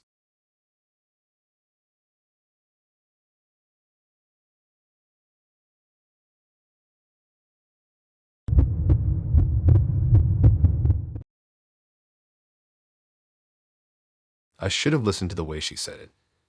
Not loud. Not angry. Just very clear. Like a rule she had repeated before. I live in a condo near the highway. $1,400 a month and way too close to traffic, but it's convenient for work. I'm not big on drama. I like simple dates. Coffee, maybe a walk, something low pressure. She suggested we meet at a late-night diner on the outskirts of town. The kind with neon lights that buzz faintly in booths with cracked red vinyl seats. Open 24 hours. Half the people there at night look like they don't want to be seen anywhere else. I got there a few minutes early and took a booth near the window. I was like having the exit in view. When she walked in, she didn't hesitate. Scanned the room once, spotted me, and came straight over. She was pretty in a sharp way. Confident posture. Steady eye contact. Not shy at all. We ordered food and started talking. At first it was easy. She had a dry sense of humor. Asked about my job, my friends, what I do on weekends. Nothing unusual. But then she asked what I thought about ghosting. It came out of nowhere.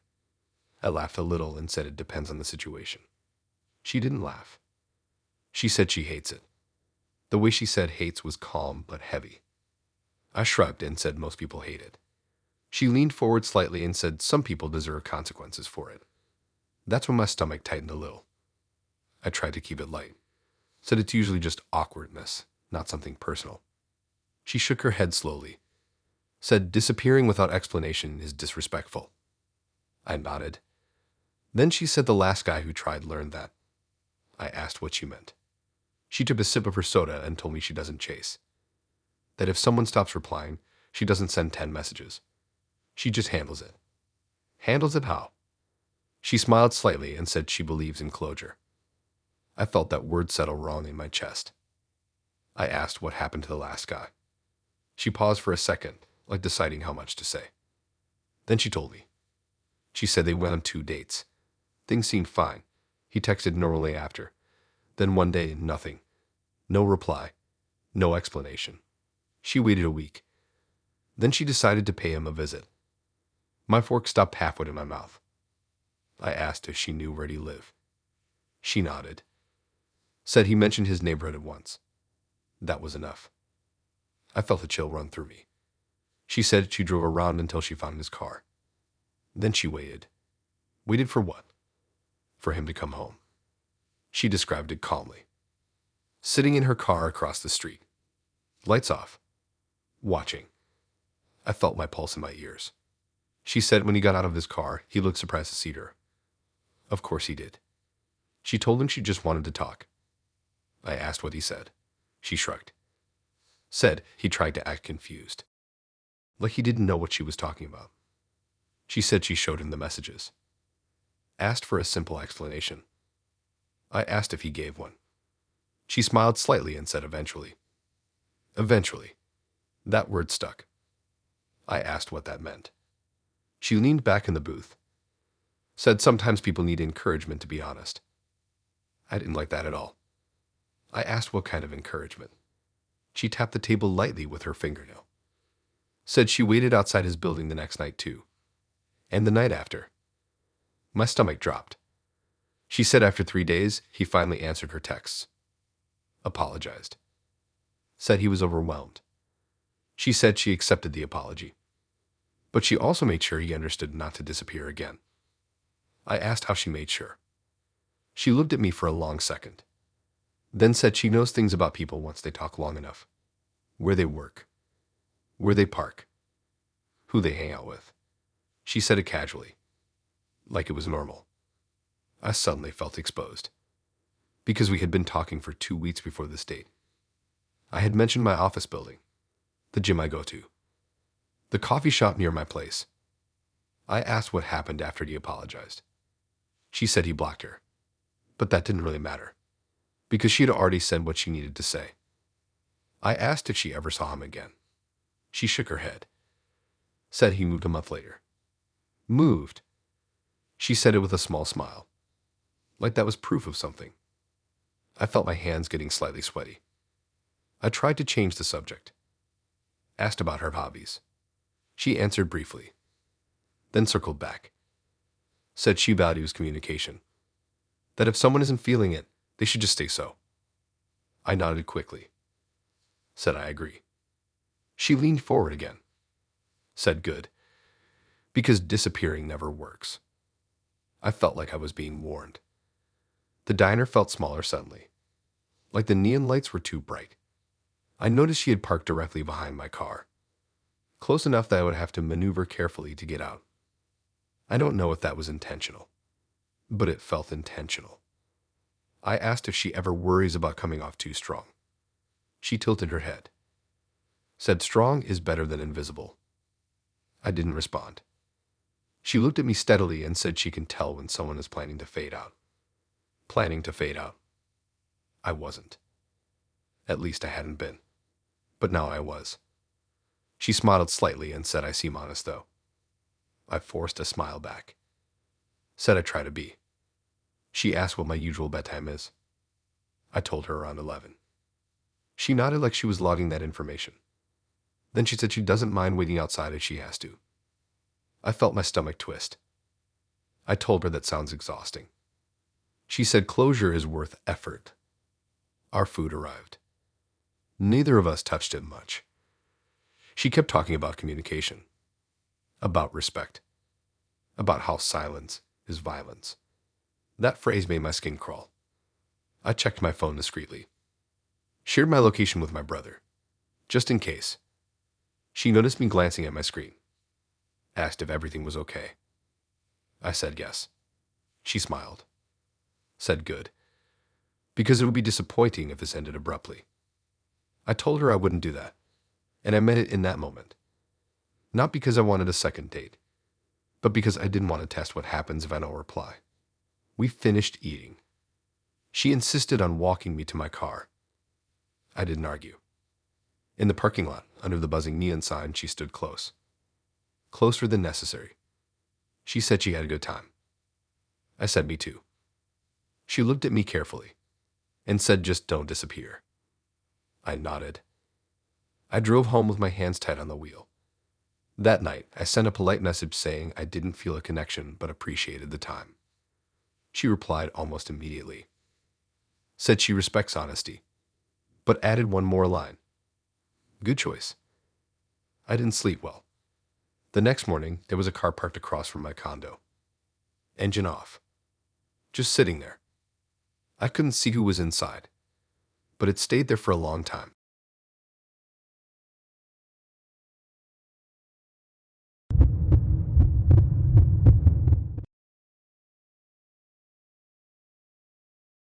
I knew something was wrong when he didn't even hand me the menu. That's such a small thing, but it was the first crack. We sat down, the waiter brought two menus, and he casually slid both to his side of the table like it was automatic, like it wasn't even a decision. I live in a small duplex near the edge of downtown. $980 a month, and the walls are thin enough to hear my neighbor's TV at night. I don't go out to fancy places much. I prefer casual restaurants where nobody cares what you order. But he suggested this upscale bistro with dim lights and tiny portions arranged like artwork. He seemed normal in messages, maybe a little confident, but not overbearing. He worked in marketing, posted gym selfies and motivational quotes. Nothing that screamed red flag. When I arrived, he was already seated. Perfect posture, watch gleaming under the soft lights. He stood up when he saw me, smiled like we'd known each other longer than 2 weeks.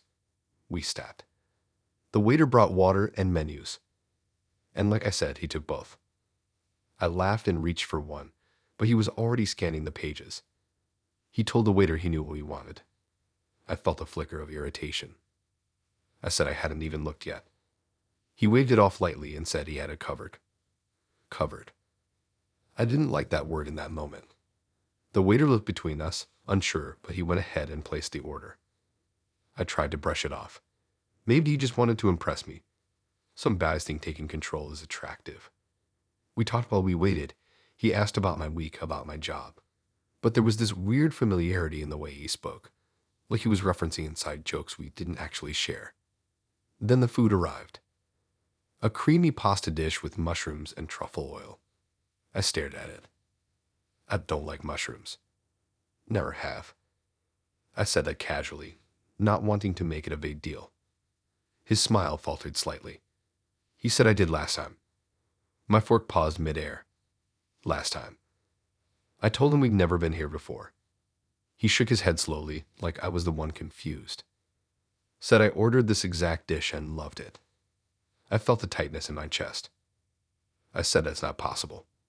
He looked annoyed. Not angry, just irritated. Like I was messing up a script. He insisted we sat at the same table, ordered the same meal, and I said it was my favorite. I tried to laugh it off. Said maybe he's mixing me up with someone else. That's when his expression changed. Just slightly. He leaned forward and said he doesn't mix people up. The way he said it made my stomach twist. I pushed the plate slightly away. Said I really don't like mushrooms. He stared at the dish like it was proof of something. Then he said I even scraped the bowl clean last time. My heart was pounding now. I know where I've eaten. I would remember this place. The lighting, the decor, the overpriced menu. I asked when the supposed last time was. He gave me a date. A random Tuesday 3 weeks ago. I checked my phone calendar under the table.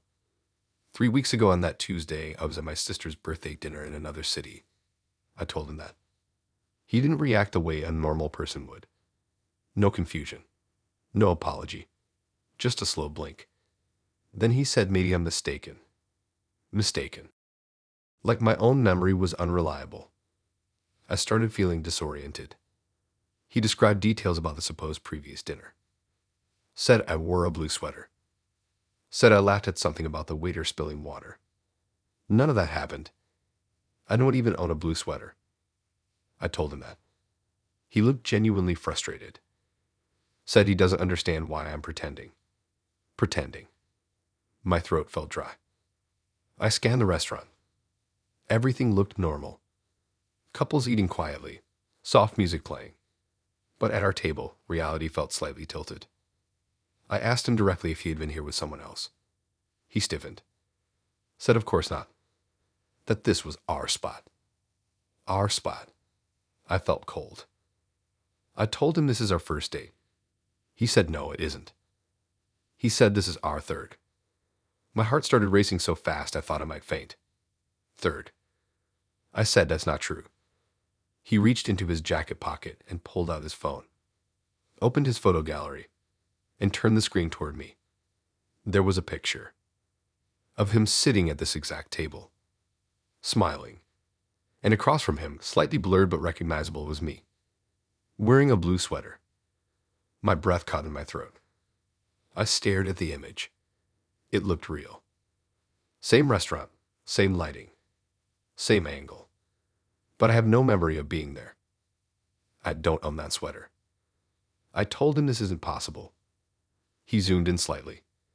The face looked like mine, but something about the eyes felt off, like they were too smooth, too perfect. I asked where he got that.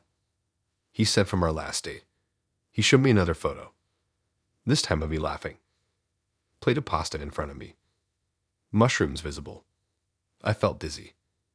My brain scrambled to find an explanation. Deepfake. Photoshop. But the details were precise. The lighting matched the restaurant perfectly. I asked him to show me the timestamp. He did. 3 weeks ago. That same Tuesday. I knew where I was that night. I have pictures from my sister's birthday. I have messages from that evening. I told him that again. He looked at me like I was disappointing him. Said I told him I hated when people forgot shared memories. Shared memories. I felt like I was sliving. Like my own timeline was being rewritten. The waiter approached to ask how everything was. I opened my mouth to say something, but he answered first. Said everything was perfect. I felt trapped in this version of reality he was presenting. I looked back at the photos. Something clicked. In one of them, the background clock on the wall was visible. I glanced around the restaurant. There was no clock on the wall. Not now. I pointed that out. He went still. Just for a second. Then said they must have removed it. Removed it. I stood up. My legs felt shaky. I told him I need some air. He didn't try to stop me, but he said something quietly as I grabbed my purse. He said, I hate when you do this part. Do this part. I left the restaurant without looking back. In the parking lot, my hands were trembling as I unlocked my car. My phone buzzed. A message from him. It said you'll remember eventually. Attached was another photo. This one taken from outside my house. Me unlocking my door. Wearing a blue sweater. I don't own a blue sweater.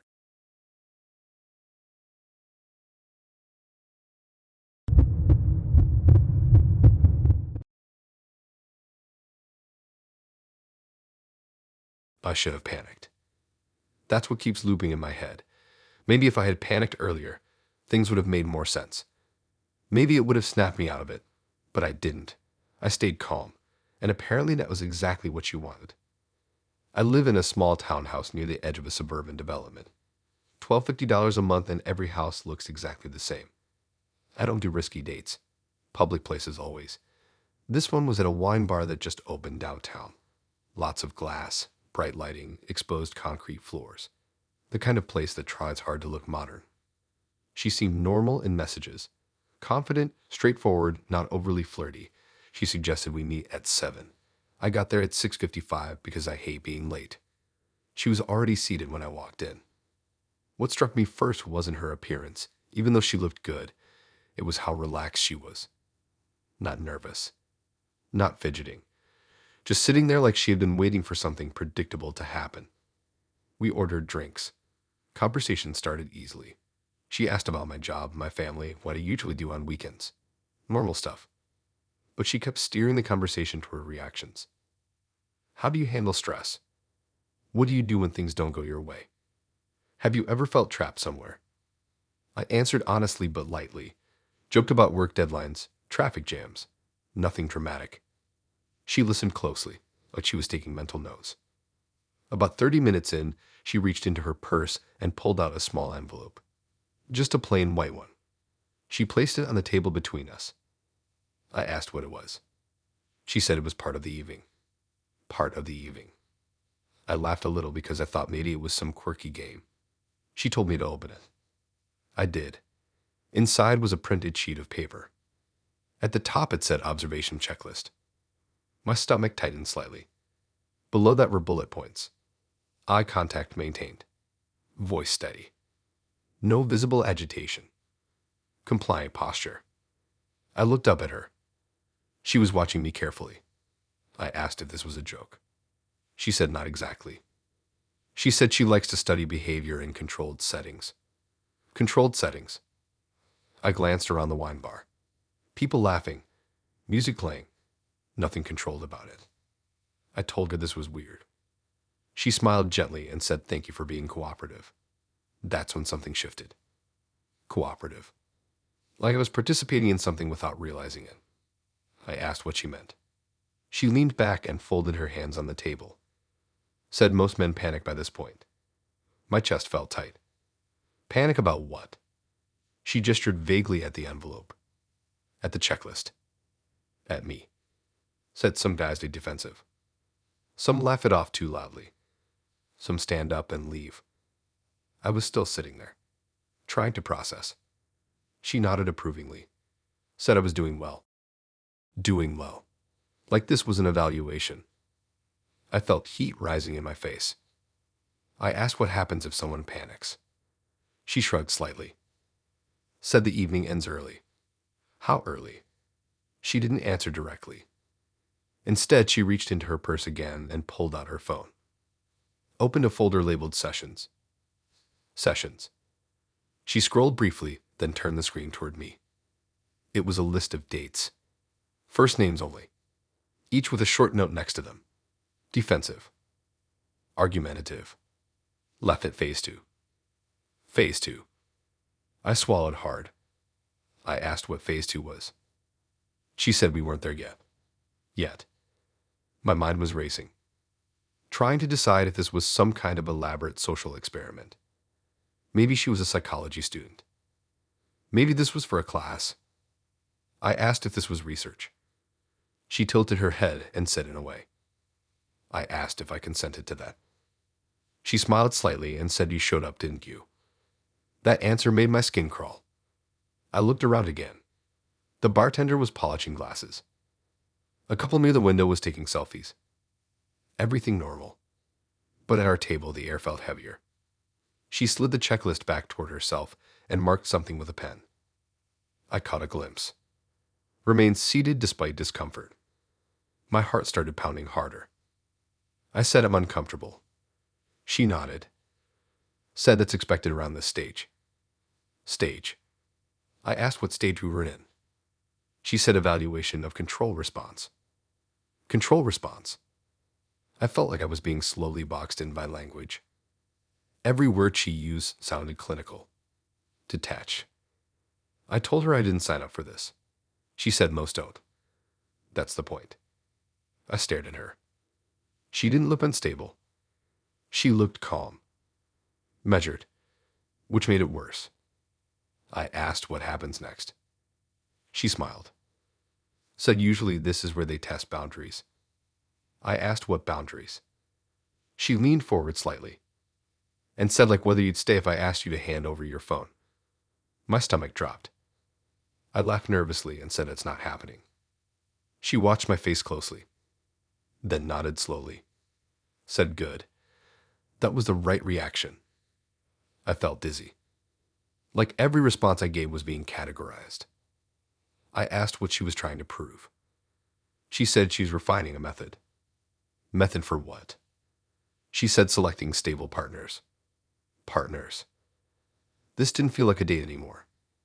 It felt like an audition for something I didn't understand. I told her this is crossing the line. She nodded again. Said awareness of boundaries noted. Then she marked something else on the paper. I stood up slightly. Not fully leaving. Just shifting. She didn't flinch. Just looked up at me and said, see. Most men panic by this point. Panic. I felt anger bubbling under the surface.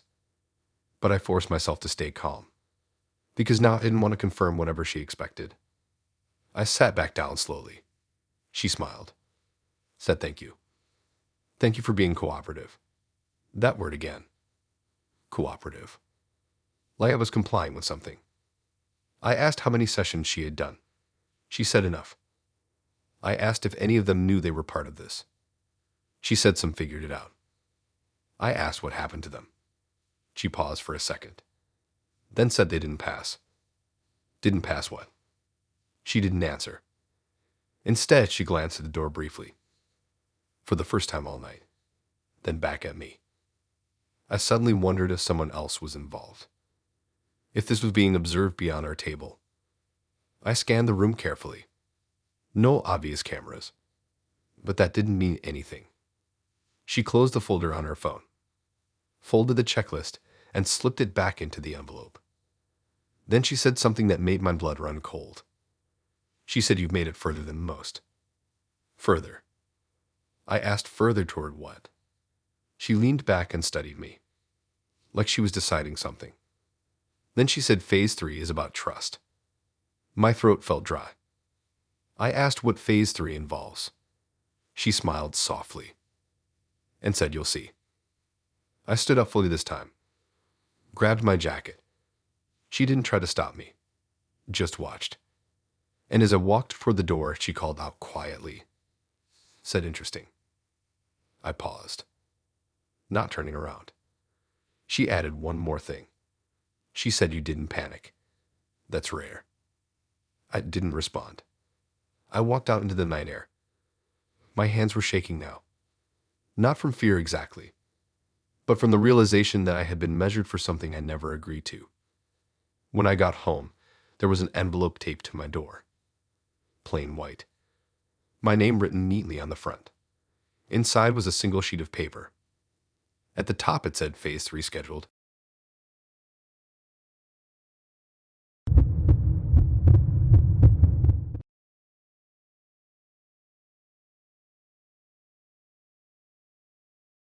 I knew I shouldn't have told him I lived within walking distance. That's the part I replay the most. Not the moment he corrected me. Not the way his voice changed. Just a casual way I mentioned it was only a few blocks from the restaurant. Like that information meant nothing. I live in a small apartment complex near the older part of downtown. $10-50 a month, brick exterior. Narrow hallways that always smell faintly like someone's cooking. It's not luxury, but it's safe. Well-lit streets, decent foot traffic at night. Our date was at a cozy ramen place a couple streets over. Nothing fancy.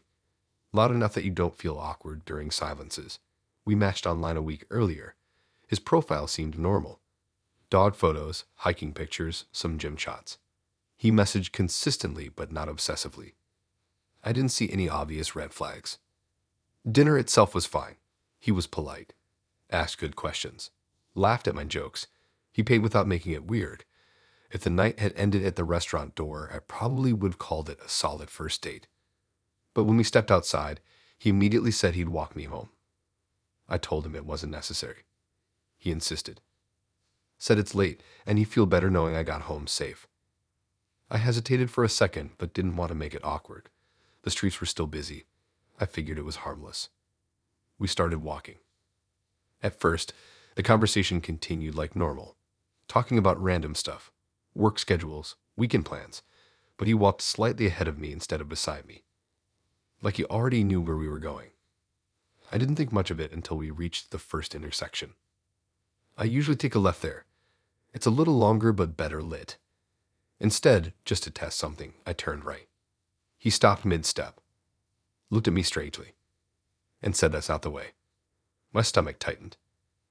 I told him I just felt like going this way tonight. He frowned slightly, said you go left. Not you could go left. Not most people go left. You go left. I laughed nervously and said maybe I like switching it up. He didn't laugh. He looked at the street sign, then back at me. Said it's 3 blocks straight, then a left, then past the small park. My heart skipped. That is the usual route. Exactly. I asked how he would know that. He shrugged lightly and said he pays attention. Pays attention to what? He gestured vaguely around us. Said patterns. I felt a cold wave roll through me. I asked what he meant by that. He said when you told him you lived close, he mapped it out. Mapped it out. I tried to keep my voice steady. Asked how. He said based on where we were and how long it would take to walk. That explanation didn't sit right, because the route he described wasn't the most obvious one. There are multiple ways to get to my building. He had described the exact one I use almost every day. I decided to keep walking right anyway. He followed, but his posture changed. More rigid. He asked why I was going this way. I told him it's fine, just a different path. He stopped again, this time more firmly, and said, "You don't take this streak." I felt my chest tighten. I asked how he could possibly know that. He looked at me like I was the one being strange. Said, "You passed the bakery on your usual route. You mentioned it earlier." I had mentioned the bakery. Casually. But that doesn't mean he should know the exact turn sequence. I told him I don't want to discuss my route. He sighed lightly, like I was being difficult. Then he stepped slightly in front of me and gently tried to guide me back toward the left street. Not grabbing. Just steering. That small gesture made my heart start pounding. I stepped back and said, "I'm fine this way." His expression shifted. Not angry, but annoyed. Said, "You're overcomplicating it." Overcomplicating it. Like my own walk home needed approval. I kept walking right. He walked beside me now, but closer than before. The street was darker. Less foot traffic. I immediately regretted testing him. I felt exposed. He glanced around and said, "This street isn't as safe." I said, "I'm aware." He looked at me carefully, then said, "It's strange you choose it tonight." My stomach dropped. I asked what that was supposed to mean. He shrugged. Said routines don't usually change without reason. I felt like he was accusing me of something. Like I had broken a rule he was expecting me to follow. We reached the next corner. I turned left again, creating a route that still led home, but wasn't my usual one. He exhaled sharply, almost under his breath, and said, "That doesn't make sense." I stopped walking, turned to face him, asked him directly how he knew my usual route. He held my gaze for a few seconds, then said he'd seen me before. My heart slammed against my ribs. "See me where?" He said, "Around. Near the bakery. Near the park." I felt dizzy. I've lived here 2 years. That bakery is part of my daily routine. I asked when he saw me. He shrugged. Said a few times. "Before we matched." Before we matched. My throat went dry. I asked why he never mentioned that. He said it didn't seem important. Didn't seem important. I felt anger rising now. I told him that absolutely is important. He looked confused. Said it just meant we were in the same area. I asked how he recognized me. He said, "You're hard to miss." That didn't make me feel better. We were now 1 block from my building. I slowed down intentionally, unsure if I wanted him to know exactly which door was mine. He noticed. Said, "Your building is the one with the green awning." My blood ran cold. I hadn't pointed it out. I hadn't gestured toward it. He had said it with certainty. I stopped walking completely. Asked how he knew that. He looked at the building, then back at me, and said, "You come out of that door every morning around 8:10. My hands started trembling. I asked how long he's been watching me. He quickly said watching is a strong word. Strong word. He said he just noticed. Noticed patterns. Again with that word. I felt like the ground wasn't stable. This wasn't a coincidence. This wasn't casual overlap. He knew my morning schedule, my route, my building. I told him I didn't feel comfortable. He seemed surprised. Said he thought I'd appreciate someone attentive. Attentive. That word made my skin crawl. I stepped backward toward the entrance. He didn't follow immediately, just stood there, watching. Then he said something that made everything click in the worst way. He said, "Next time, don't switch routes." I didn't respond. I pulled my keys out quickly and unlocked the door. As I stepped inside, he added one more thing quietly. said it makes things harder to predict. I locked the door behind me and leaned against it, heart pounding. Through the glass panel beside the door, I could see him still standing on the sidewalk, not moving, just looking at the building.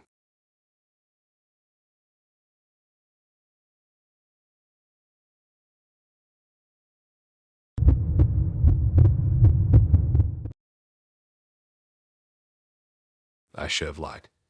That's what I keep thinking. Out of everything that happened that night, the one thing I could have controlled was my answer. I could have said something dumb like spiders or heights. I could have laughed it off. But I didn't. I answered honestly, and she wrote it down like it mattered. I live in a studio apartment near the train tracks, $870 a month, and the walls hum when freight trains pass at night. It's small but manageable. I don't mind the noise. Routine comforts me. Predictable sounds, predictable days. We met at a bookstore cafe that stays open late. Soft yellow lighting, mismatched chairs, shelves of used paperbacks lining the walls. It felt safe, public, quiet enough to talk without shouting. She was already there when I walked in, sitting at a corner table with a notebook open in front of her. Not a phone, an actual notebook. Black cover, spiral bound. I thought it was kind of cool at first. Different. She stood up when she saw me, smiled warmly. Not overly intense, just steady. We ordered coffee and sat down. Conversation started normal. Where are you from? What do you do for work? What kind of movies do you like? She listened closely, nodding, occasionally jotting something down in the notebook. I asked what she was writing. She said just little things she doesn't want to forget. That should have been a small red flag, but it felt almost flattering, like she cared enough to remember details. She wrote down my dog's name, the fact that I work in accounting, the way I prefer tea over coffee even though I ordered coffee that night. I joked that she was building a file on me. She smiled and said something like that. About 40 minutes in, she leaned back slightly and asked what my biggest fear was. It came out of nowhere. We had been talking about travel plans. Suddenly, biggest fear. I laughed awkwardly and said that's heavy for a first date. She said she likes meaningful conversations. She held my gaze while waiting for an answer. I hesitated. I could have dodged it. But something about the way she watched me made me feel like she'd notice if I lied. So I told the truth. I said my biggest fear is losing control. Not in a dramatic way. Just the idea of not being able to stop something once it starts. Being trapped in a situation I can't fix. She didn't react the way most people would. No teasing. No reassurance. She nodded slowly. Then she wrote it down carefully. I watched her hand move across the page. She underlined it once. Then she smiled. Not a big grin. Just a small, satisfied smile. My stomach tightened slightly. I asked why that made her smile. She said it's interesting. Interesting how? She said most people say something physical. Heights, drowning, spiders. But control is more specific. More specific. I felt oddly exposed. Like I had given her something important. I tried to steer the conversation back to lighter topics. She let it happen for a bit. We talked about movies again. Music. Work schedules. But every so often she glanced at the notebook, like she was reviewing something. After another 20 minutes, she excused herself to the restroom. She left the notebook on the table. I stared at it, debating whether to look. I told myself not to, but curiosity won. I flipped it open to the page she had been writing on. At the top, it said First Impressions. Under that, bullet points with my name. Organized. Neat handwriting. Observant. Routine-oriented. Values predictability. Then underlined twice. Fear. Loss of control. My heart started beating faster. Below that was a line I hadn't noticed. Testing threshold. Pending. I felt cold. I flipped back a few pages. Different names. Different notes. Fear. Abandonment. Fear. Humiliation. Fear. Failure. Each name had something circled or underlined. Some pages had a word written diagonally across them. Completed. My chest felt tight. I quickly closed the notebook and put it back exactly how it was. When she returned, she slid into her seat calmly, smiled at me, asked if she missed anything. I forced a smile and said no. She glanced at the notebook briefly, then back at me. She asked if I trust her. That question hit differently now. I said we just met. She nodded, said trust builds in small steps. I felt uneasy. The cafe had thinned out. Fewer customers now. Chairs scraping softly as people left. She asked if I'd be willing to try something spontaneous. I hesitated. What kind of something? She said just a small exercise. To step outside your routine. My pulse picked up. I asked what it involved. She said nothing dangerous. Just walking somewhere unexpected. I thought about my fear. Loss of control. I didn't want to look weak. So I agreed. We left the cafe together. The night air was cooler than I expected. She walked slightly ahead of me, leading the way. Not toward my apartment. Not toward the main street. Down a quieter side road. I asked where we were going. She said you'll see. That phrase made my stomach twist. We reached an old parking garage that looked mostly empty. She walked inside confidently. I paused at the entrance. Asked what we were doing. She turned and smiled. Said trust exercise. I stepped inside reluctantly. The echo of our footsteps bounced off the concrete walls. She stopped near the center of the garage, turned to face me, and asked how I felt. I said uneasy. She nodded and wrote something quickly in her notebook. She had brought it with her. Of course she had. I asked what she was writing. She said noting reactions. My chest tightened. I told her this was weird. She said discomfort is part of growth. Then she asked me to close my eyes. I refused. She smiled slightly. Said that's okay. Then she stepped closer. Closer than necessary. I felt my heart pounding. She whispered that most men panic by this stage. Stage. Again with stages. I asked what stage. She didn't answer directly. Just looked at me with that same small smile. Then she said thank you for being honest earlier. About your biggest fear. I felt exposed again. Like she was holding it. She said fear of losing control is common in people who crave structure. I told her this was crossing the line. She nodded. Wrote something else down. Then she said sometimes the best way to understand fear is to approach it. Approach it how? She looked at the empty levels above us. Then back at me. And said you're still here. Most men leave by now. I realized then that the cafe was part 1. The notebook was part 2.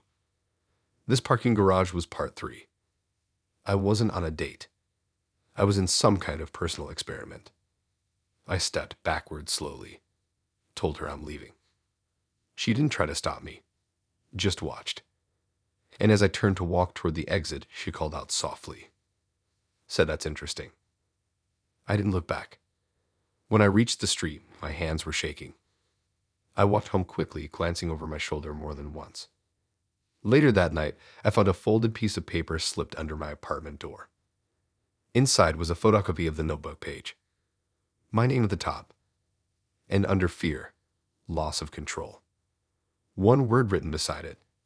Confirmed.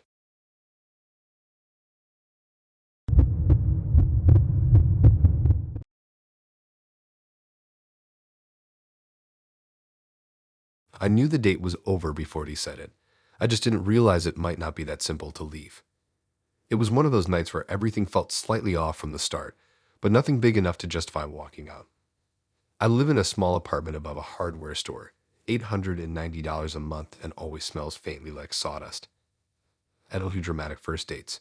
Coffee, casual dinner, somewhere public. That's the rule. He picked a roofed-up lounge attached to a boutique hotel. Dim lights, deep couches, people dressed better than me. I almost turned around at the entrance because it felt too intimate for a first meeting, but I didn't want to seem dramatic. He was already there, sitting in a corner booth that curved inward, so you almost had to slide in beside him instead of across. That detail should have bothered me more. He stood when he saw me smile, polite. Everything normal. I slid into the booth. It was soft and low, so low that standing up wouldn't be quick or graceful. I noticed that immediately. You have to brace your hands and push yourself up. We ordered drinks. Conversation started fine. He asked about my job, my hobbies, laughed at the right times. Nothing obviously wrong. But he kept leaning slightly closer every time the music got louder. Closer than necessary. His knee pressed lightly against mine under the table. I shifted subtly. He didn't move. I told myself it was just the tight seating.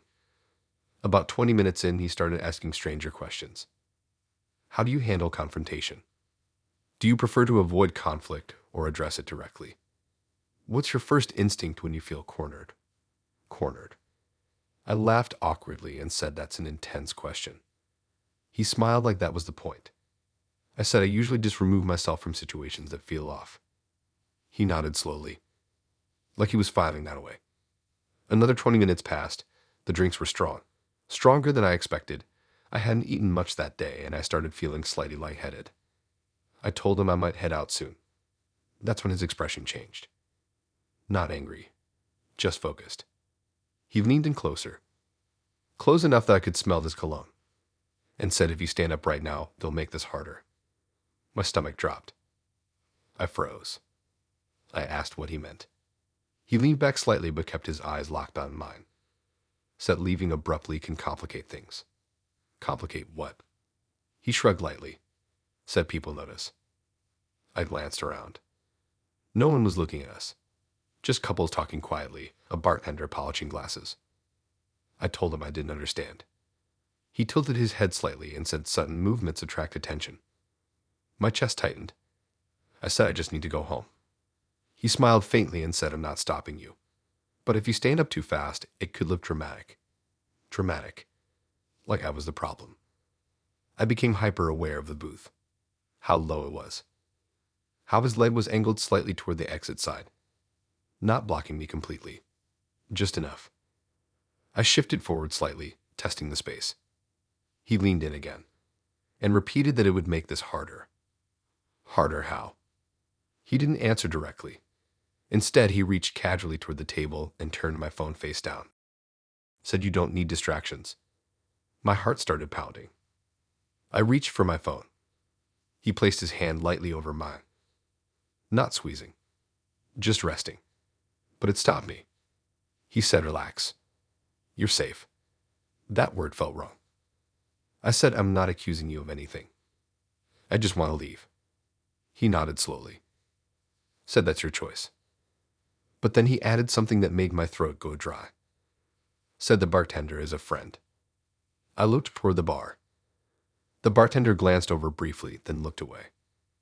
I couldn't tell if that meant anything. He continued calmly. Said if you suddenly stand up looking uncomfortable, it might create a scene. And scenes are messy. Messy how? He didn't answer. Instead, he leaned back, giving me a tiny bit more space. As if to show he wasn't physically restraining me, which made it worse. Because it meant everything happening was psychological. I've tried to steady my breathing. I told myself I could just stand up, walk out. No one would stop me. But my legs felt heavy. Not from fear exactly, but from the drinks. Had he ordered something specific for me? I replayed the moment he ordered. He had suggested a particular cocktail. Said it was smooth. I hadn't questioned it. I felt suddenly aware of how warm my face was. How slightly foggy my thoughts felt. I told him I'm really not feeling well. He nodded sympathetically. Said that happens sometimes. Especially when people fight their instincts. Fight their instincts. I asked what that was supposed to mean. He smiled faintly. Said you sense something and now you're reacting. I felt anger rising. I wasn't imagining this. The way he controlled the tone. The way he framed everything as my reaction. I placed both hands on the edge of the booth to push myself up. He leaned forward quickly, not grabbing me, but speaking low and firm. Said if you stand up right now, they'll make this harder. My heart pounded in my ears. I asked what exactly would be harder. He held my gaze for a long second, then said explaining. Explaining what? He didn't elaborate. Just glanced briefly toward the bartender again. I started thinking worst-case scenarios. We claimed I was unstable, that I had too much to drink, that I was causing a disturbance. I looked around again. Everyone seemed absorbed in their own conversations. I felt isolated even in a crowded space. I forced myself to breathe slowly, to think clearly. I realized something important. He hadn't physically restrained me. He was betting on intimidation, on suggestion. I straightened my back, moved my leg firmly out from under his, and stood up slowly, not abruptly, just controlled. My knees felt unsteady, but I stayed upright. He remained seated, watching me, his expression unreadable. I picked up my phone from the table. He didn't try to stop me, but he said quietly that this would be interesting. Interesting how? He didn't answer. I turned and walked toward the exit. No one stared. No one gasped. No scene. Just the sound of music and low conversation continuing as normal. As I reached the stairs, I glanced back once. He was still sitting there, calm, not chasing me, just watching. When I stepped outside into the night air, the cool breeze hit my face and cleared my head slightly. My phone buzzed immediately. A message from him. It said you handled that better than most. My hands trembled slightly as I blocked his number. Later that night, as I lay in bed replaying everything, my phone buzzed again. Unknown number. One message. Next time, don't hesitate.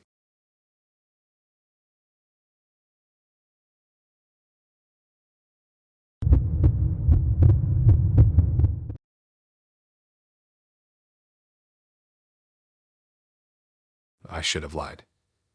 It was such a simple question, harmless on the surface, but the way her face changed when I answered is what's been stuck in my head ever since. It wasn't anger. It wasn't even disappointment. It was frustration, like I'd messed something up.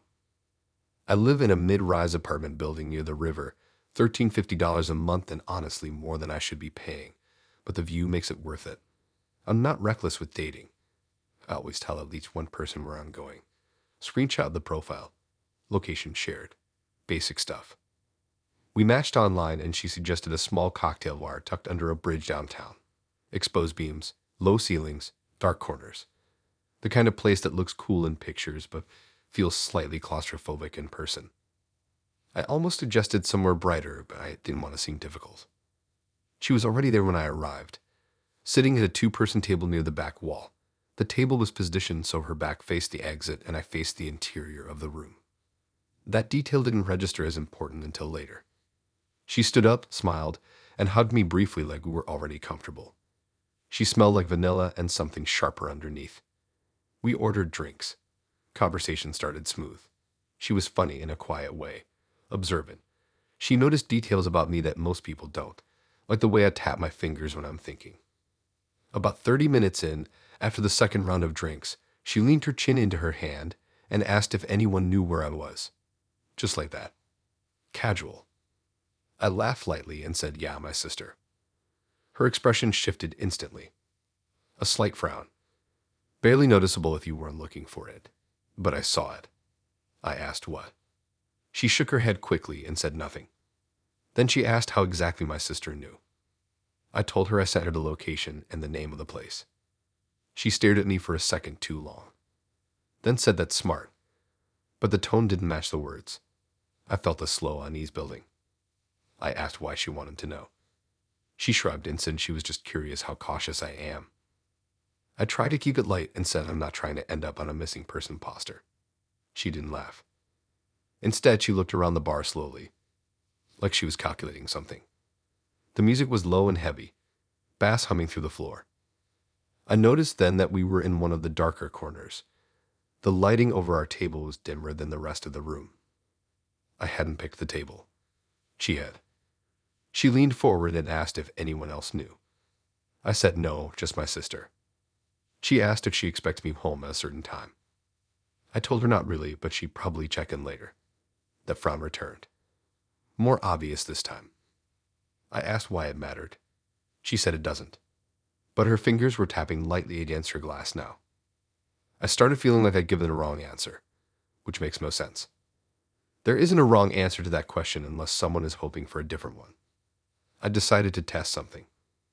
I told her actually my roommate also knows. I don't have a roommate. Her jaw tightened for just a second. Then she smiled. Said good, but the smile didn't reach her eyes. We continued talking, but the vibe had shifted. She asked what time I usually go to bed, what time I wake up, if my building has security, if there are cameras in the lobby. I answered vaguely. She nodded thoughtfully each time, like she was assembling a map in her head. About an hour in, she suggested we step outside for some air. I hesitated. The bridge overhead made the street darker than most, but I agreed. We walked out together. The air was colder than expected. The sound of cars passing above us echoed in a hollow way. She stood close to me on the sidewalk, closer than inside. Then she asked again if anyone else knew where I was. I said yeah. More firmly this time. My sister has my live location. She stared at me for a long second, then asked if I could show her. That's when my stomach dropped. I asked why. She said she was just curious how it works. I laughed awkwardly and said it's nothing special. She didn't laugh. She looked past me down the street, then back at my face. Her expression changed again, less friendly, more distant. She said she prefers when people are more spontaneous. I told her I am spontaneous, just not careless. She tilted her head slightly and said, "Do you think that makes you safe?" The way she said safe felt loaded. I glanced around. The street was quieter than I realized. A couple blocks down, a car was parked with its lights off. Engine possibly running. I couldn't tell. I suddenly became hyper-aware of the space between us and the entrance to the bar. She asked if I trusted her. That question always feels like a trap. I said we just met. She nodded slowly. Said trust requires risk. I said so does stupidity. She didn't smile at that. Instead, she stepped slightly closer. Close enough that I could feel her breath. And said most men say no when I ask that question. I felt my heart rate spike. Most men. How many times has she asked that? I asked what she meant. She looked away briefly, then back at me, and said she hates when people over-prepare. Over-prepare. Like telling someone where you are is excessive.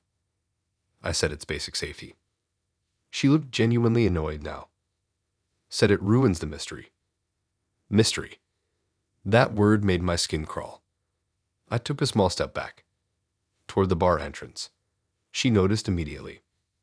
Her eyes flicked to the door, then back to me. She asked if I was leaving. I said I'm thinking about it. She sighed softly and said that's disappointing. I asked why. She didn't answer directly. Instead, she said I thought you were different. Different how? She said less predictable. My mind started connecting things. The dark corner table. The repeated questions about who knew. The subtle frustration. I realized she wasn't worried about my safety. She was worried about witnesses. About accountability. I stepped fully toward the door this time. She didn't grab me, but her voice lost all warmth. She said if you go back in there now, it'll look strange. I said I don't care. She looked down the street again, toward that parked car, then back at me. And for a split second, her expression was pure irritation. Like I had ruined something carefully planned. I didn't wait. I opened the bar door and then stepped inside. The noise and light hit me like relief. I didn't look back. I stayed inside until she left. I watched through the window as she walked down the street. She stopped briefly near the parked car, leaned slightly toward the driver's side window, then kept walking. I waited another 10 minutes before leaving. My phone buzzed as I walked home. A message from her. It said, "Next time, don't tell anyone."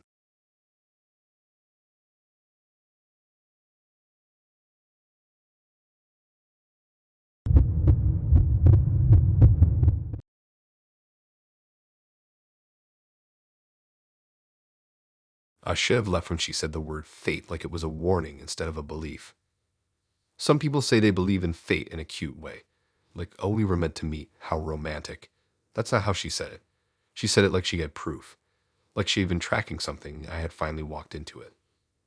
I live in a small one-bedroom near the old train yard, $910 a month and cheap because the walls are thin and the pipes knock at night. My life is pretty average. Work, gym, home. Nothing dramatic. I don't believe in fate. I believe in algorithms and coincidence. We met at a small art gallery that doubles as a wine bar in the evenings. She picked it, said it felt intentional. That word should have been a clue. When I got there, she was standing in front of a large abstract painting, hands behind her back, staring at it like she was studying something important. She didn't notice me at first, or maybe she did and just pretended not to. She turned slowly when I said her name, smiled like she had been expecting me all along. We grabbed 2 glasses of wine and walked around the gallery. The lighting was soft, almost dim. Paintings on white walls, only a handful of other people there, quiet enough that every word felt amplified. Conversation started normal. Work, hobbies, favorite movies. She listened carefully, nodding at the right moments, but there was this undercurrent to her tone. Like everything I said was confirming something. About 20 minutes in, she said she believes in fate.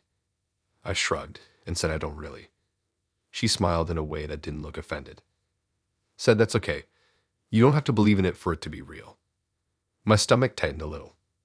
I tried to keep it light. Asked what makes her so sure. She gestured around the room vaguely and said patterns. Patterns again. That word keeps showing up on these dates like it's stalking me. She said we matched at exactly 11:11 p.m. I blinked. I didn't remember the time. She said she noticed because she always notices numbers. She said we both grew up in towns with the same population. She said we both have older sisters 2 years apart. I laughed awkwardly and said that's coincidence. She shook her head slowly. Said coincidence is just fate without context. That line should have made me leave. Instead, I took another sip of wine. She stepped closer to a different painting and said something that made my chest tighten. She said you almost didn't come tonight. I froze. I had thought about canceling earlier that day because work ran late, but I never mentioned that. I asked how she would know that. She smiled slightly and said she had a feeling. A feeling. I didn't like that answer. She moved toward a bench along the wall and sat down. I sat beside her. The gallery was quieter now. A couple had left. The room felt more isolated. She leaned back and said, "This is your last chance."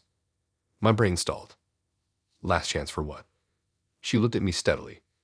Said to do the right thing. I asked what that meant. She tilted her head slightly, studying my face like she was waiting for recognition. Said, "You know what it means." I didn't. I told her that. She sighed softly, like she was disappointed. Then she started explaining. She said she had been waiting for someone specific for a long time. Someone who matches certain details. Someone who would appear at the right moment. She said she had dated before, but none of them fit. I felt a slow wave of unease building. She said, "You fit." Fit what? She smiled faintly. Said the description. My throat felt dry. I asked what description. She leaned forward slightly, lowering her voice. Said I read something years ago. Read in a book about destiny and timing. She described a list. Age range. Career type. Family structure. Even small things like a scar on the left hand. My heart jumped. I have a small scar on my left hand from a bike accident. I never mentioned it. She glanced out at my hand, then back at my face. Said, "See." I instinctively tucked my hand under my leg. I told her that's vague enough to match a lot of people. She shook her head. Said not everything. She mentioned my height, my eye color, the fact that my birthday falls on a Thursday this year. That detail felt too specific. I asked how she knew my birthday. She smiled and said social media is helpful. I felt exposed. She said this meeting wasn't random, that she had narrowed down possibilities over time. I asked what possibilities. She said potential outcomes. My pulse started pounding. I told her this sounds unhealthy. She didn't get angry. She looked sad. Said you're resisting. Resisting what? She said what's meant to happen. I stood up slowly. Said I think this is too intense for me. She remained seated. Looked up at me calmly. And said if you walk away now, you're choosing the wrong path. Wrong path. I felt like I had stepped into someone else's story. One where the ending was already written. I told her there isn't a path. There's just choices. She smiled softly. Said exactly. I glanced around the gallery. The staff member at the front desk was on their phone. Not paying attention. The door felt farther away than it should. She stood up now, closing the distance between us. Said she's been patient. That she's waited through multiple almost matches. And that timing matters.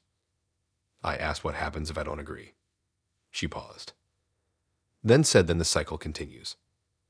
Cycle of what? She didn't answer directly. Just looked at me with this calm certainty that made my skin crawl. She said this is your last chance to step into what's meant for you. I felt anger rising now. I told her I don't belong in anyone's prophecy. She smiled faintly. Said that's what the others said too. Others. My heart skipped. I asked how many others. She looked toward the exit briefly, then back at me. Said enough to confirm the pattern. I stepped back, toward the door. She didn't chase me, just watched. And as I reached for the handle, she said one last thing. Said next time the signs will be clearer. I didn't respond. I left, walked straight to my car, hands shaking slightly as I unlocked it. My phone buzzed before I even started the engine. A message from her. It said the book was right about one thing, and attached was a photo of me, standing in front of that first painting when I walked in, taken before I noticed her.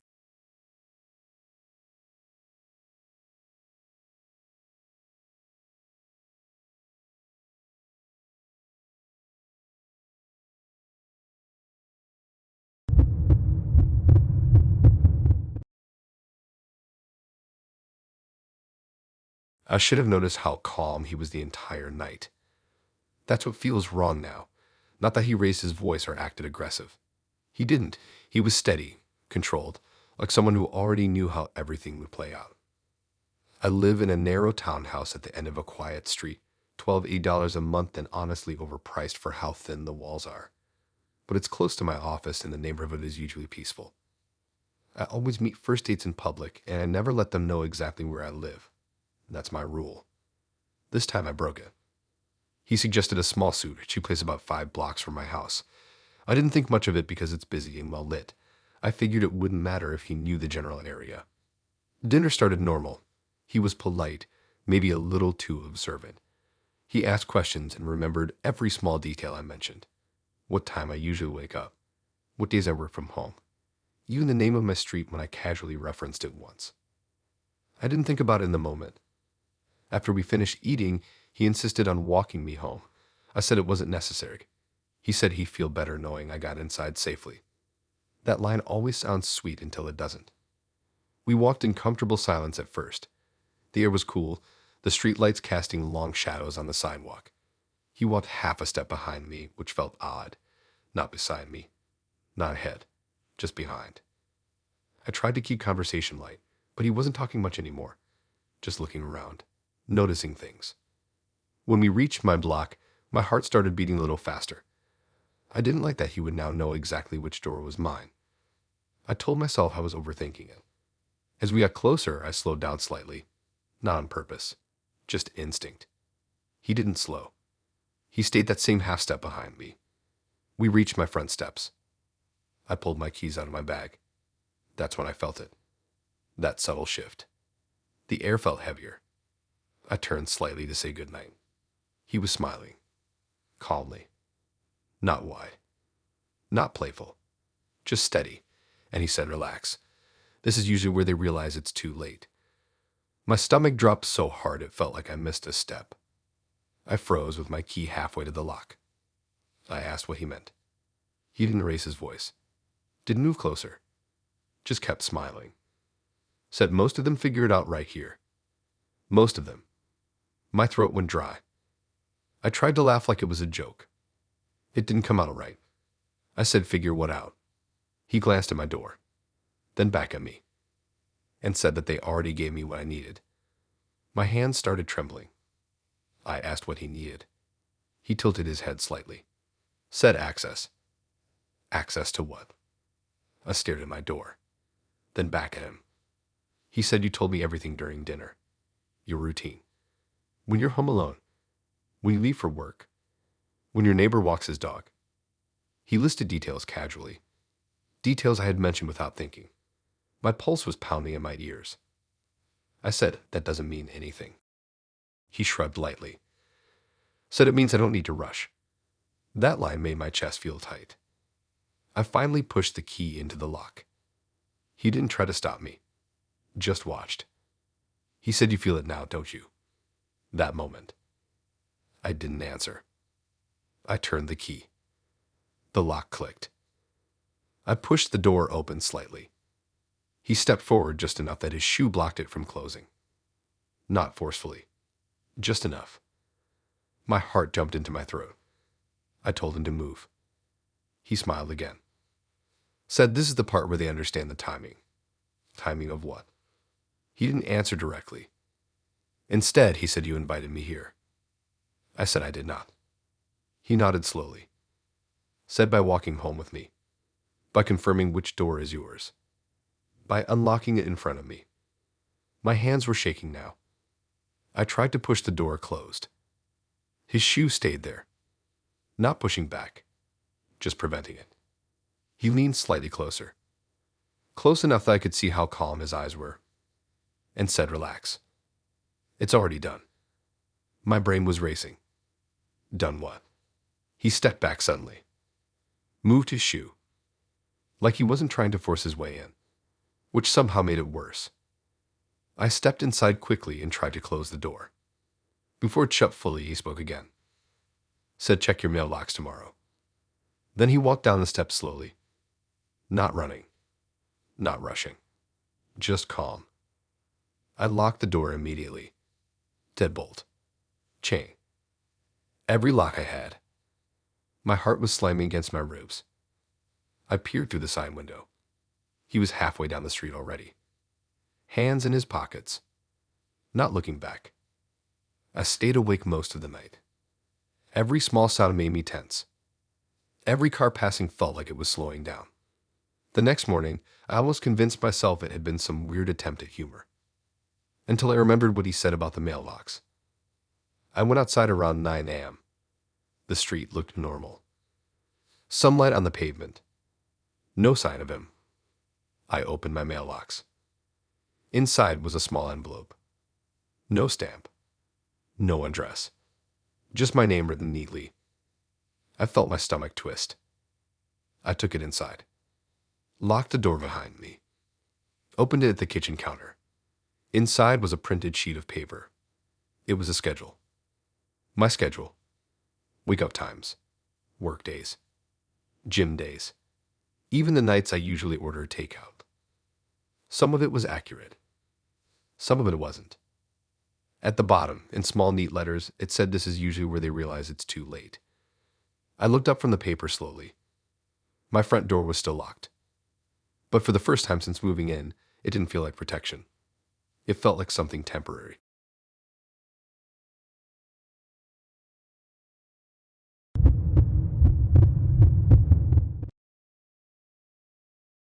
I knew something was wrong before he even opened his mouth. Not because he looked scary. Not because he grabbed me or said anything aggressive. It was the opposite. He looked relaxed, almost proud, like he had just finished setting something up and was waiting for me to notice.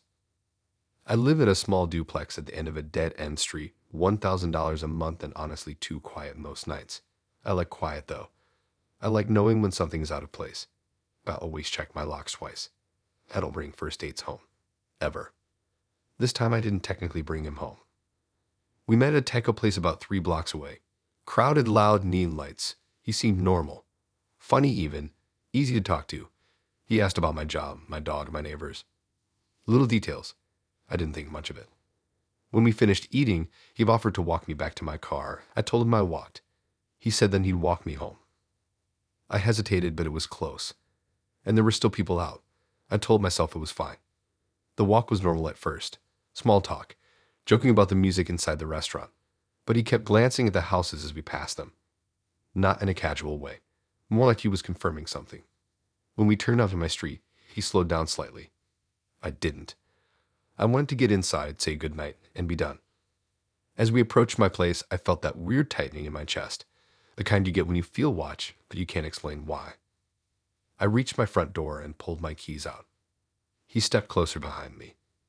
Not touching, just close enough that I could feel the heat from him. I put the key in the lock. It didn't turn. For a split second, I thought I had the wrong key. Then I realized the lock was already unlocked. My heart skipped. I always lock it. Every time. I pushed the door open slightly. It swung inward easily. No resistance. I froze. He leaned in a little and said softly, "That's interesting." I turned to him and asked what he meant. He smiled calmly and said, "Relax. This is usually where they realize it's too late." My stomach dropped so hard I felt dizzy. I asked what he was talking about. He nodded toward the door. Said, "You don't remember leaving it unlocked." I felt a rush of cold. I did not leave it unlocked. I never leave it unlocked. I tried to step inside and close the door behind me, but he placed his hand lightly against it. Not forcing it open, just preventing it from closing. He wasn't breathing heavy, wasn't angry. He looked patient. Said, "Go ahead. Look around." My heart was pounding so loud I could hear it. I stepped inside cautiously. The living room light was off, just like I left it. The couch was in place. The coffee table looked normal. Nothing obviously disturbed. I turned back toward the door. He was still standing there, one hand resting casually on the frame. He said, "See, you don't always notice the small things." Small things like what? He finally stepped inside without being invited. That's when panic really hit. I told him to get out. He ignored that. Instead, he walked slowly toward my kitchen, ran his finger along the counter. Said, "You told me earlier you hate when things feel out of place." I felt my vision narrowing. I asked how he knew that. He smiled faintly. Said, "You said it when the waiter moved your plate." My chest tightened. That's true. I did say that. He opened one of my kitchen drawers. I froze. Inside was a fork placed slightly crooked. I keep them lined up straight. He adjusted it, made it perfectly aligned.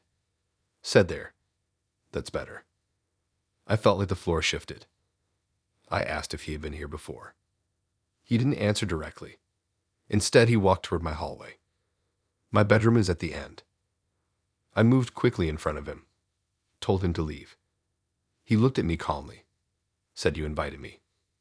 I said I did not. He tilted his head slightly. Said, "When you gave me your address to meet nearby.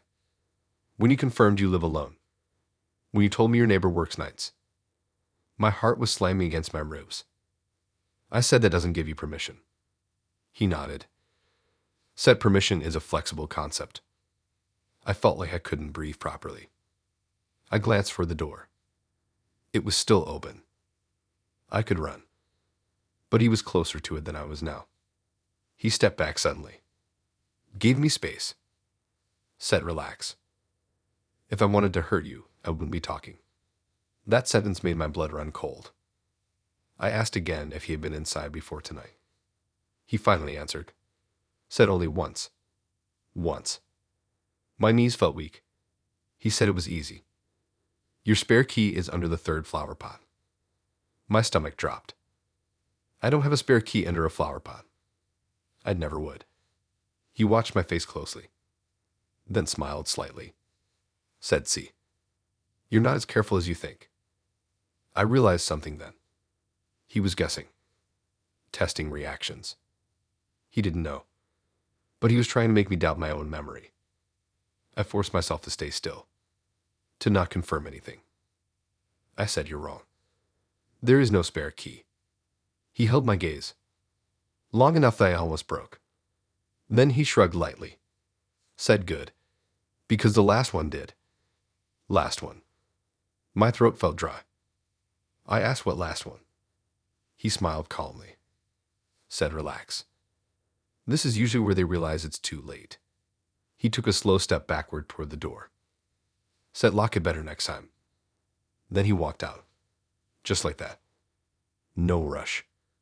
No anger. I stood frozen in my living room for several seconds before slamming the door shut and locking every bolt. I checked the flower pots outside. Nothing under them. I checked every window. Locked. I checked the spare key I keep hidden inside a vent in the hallway closet. Still there. Untouched. Which should have made me feel better. But it didn't. Because the lock had been open when I arrived. And I know for a fact I locked it when I left. I didn't sleep that night. Around 2 a.m., I heard a soft click from the front door. Like someone testing the handle. I held my breath. Didn't move. After a few seconds, it stopped. In the morning, there were faint fingerprints on the outside of the glass panel next to the door.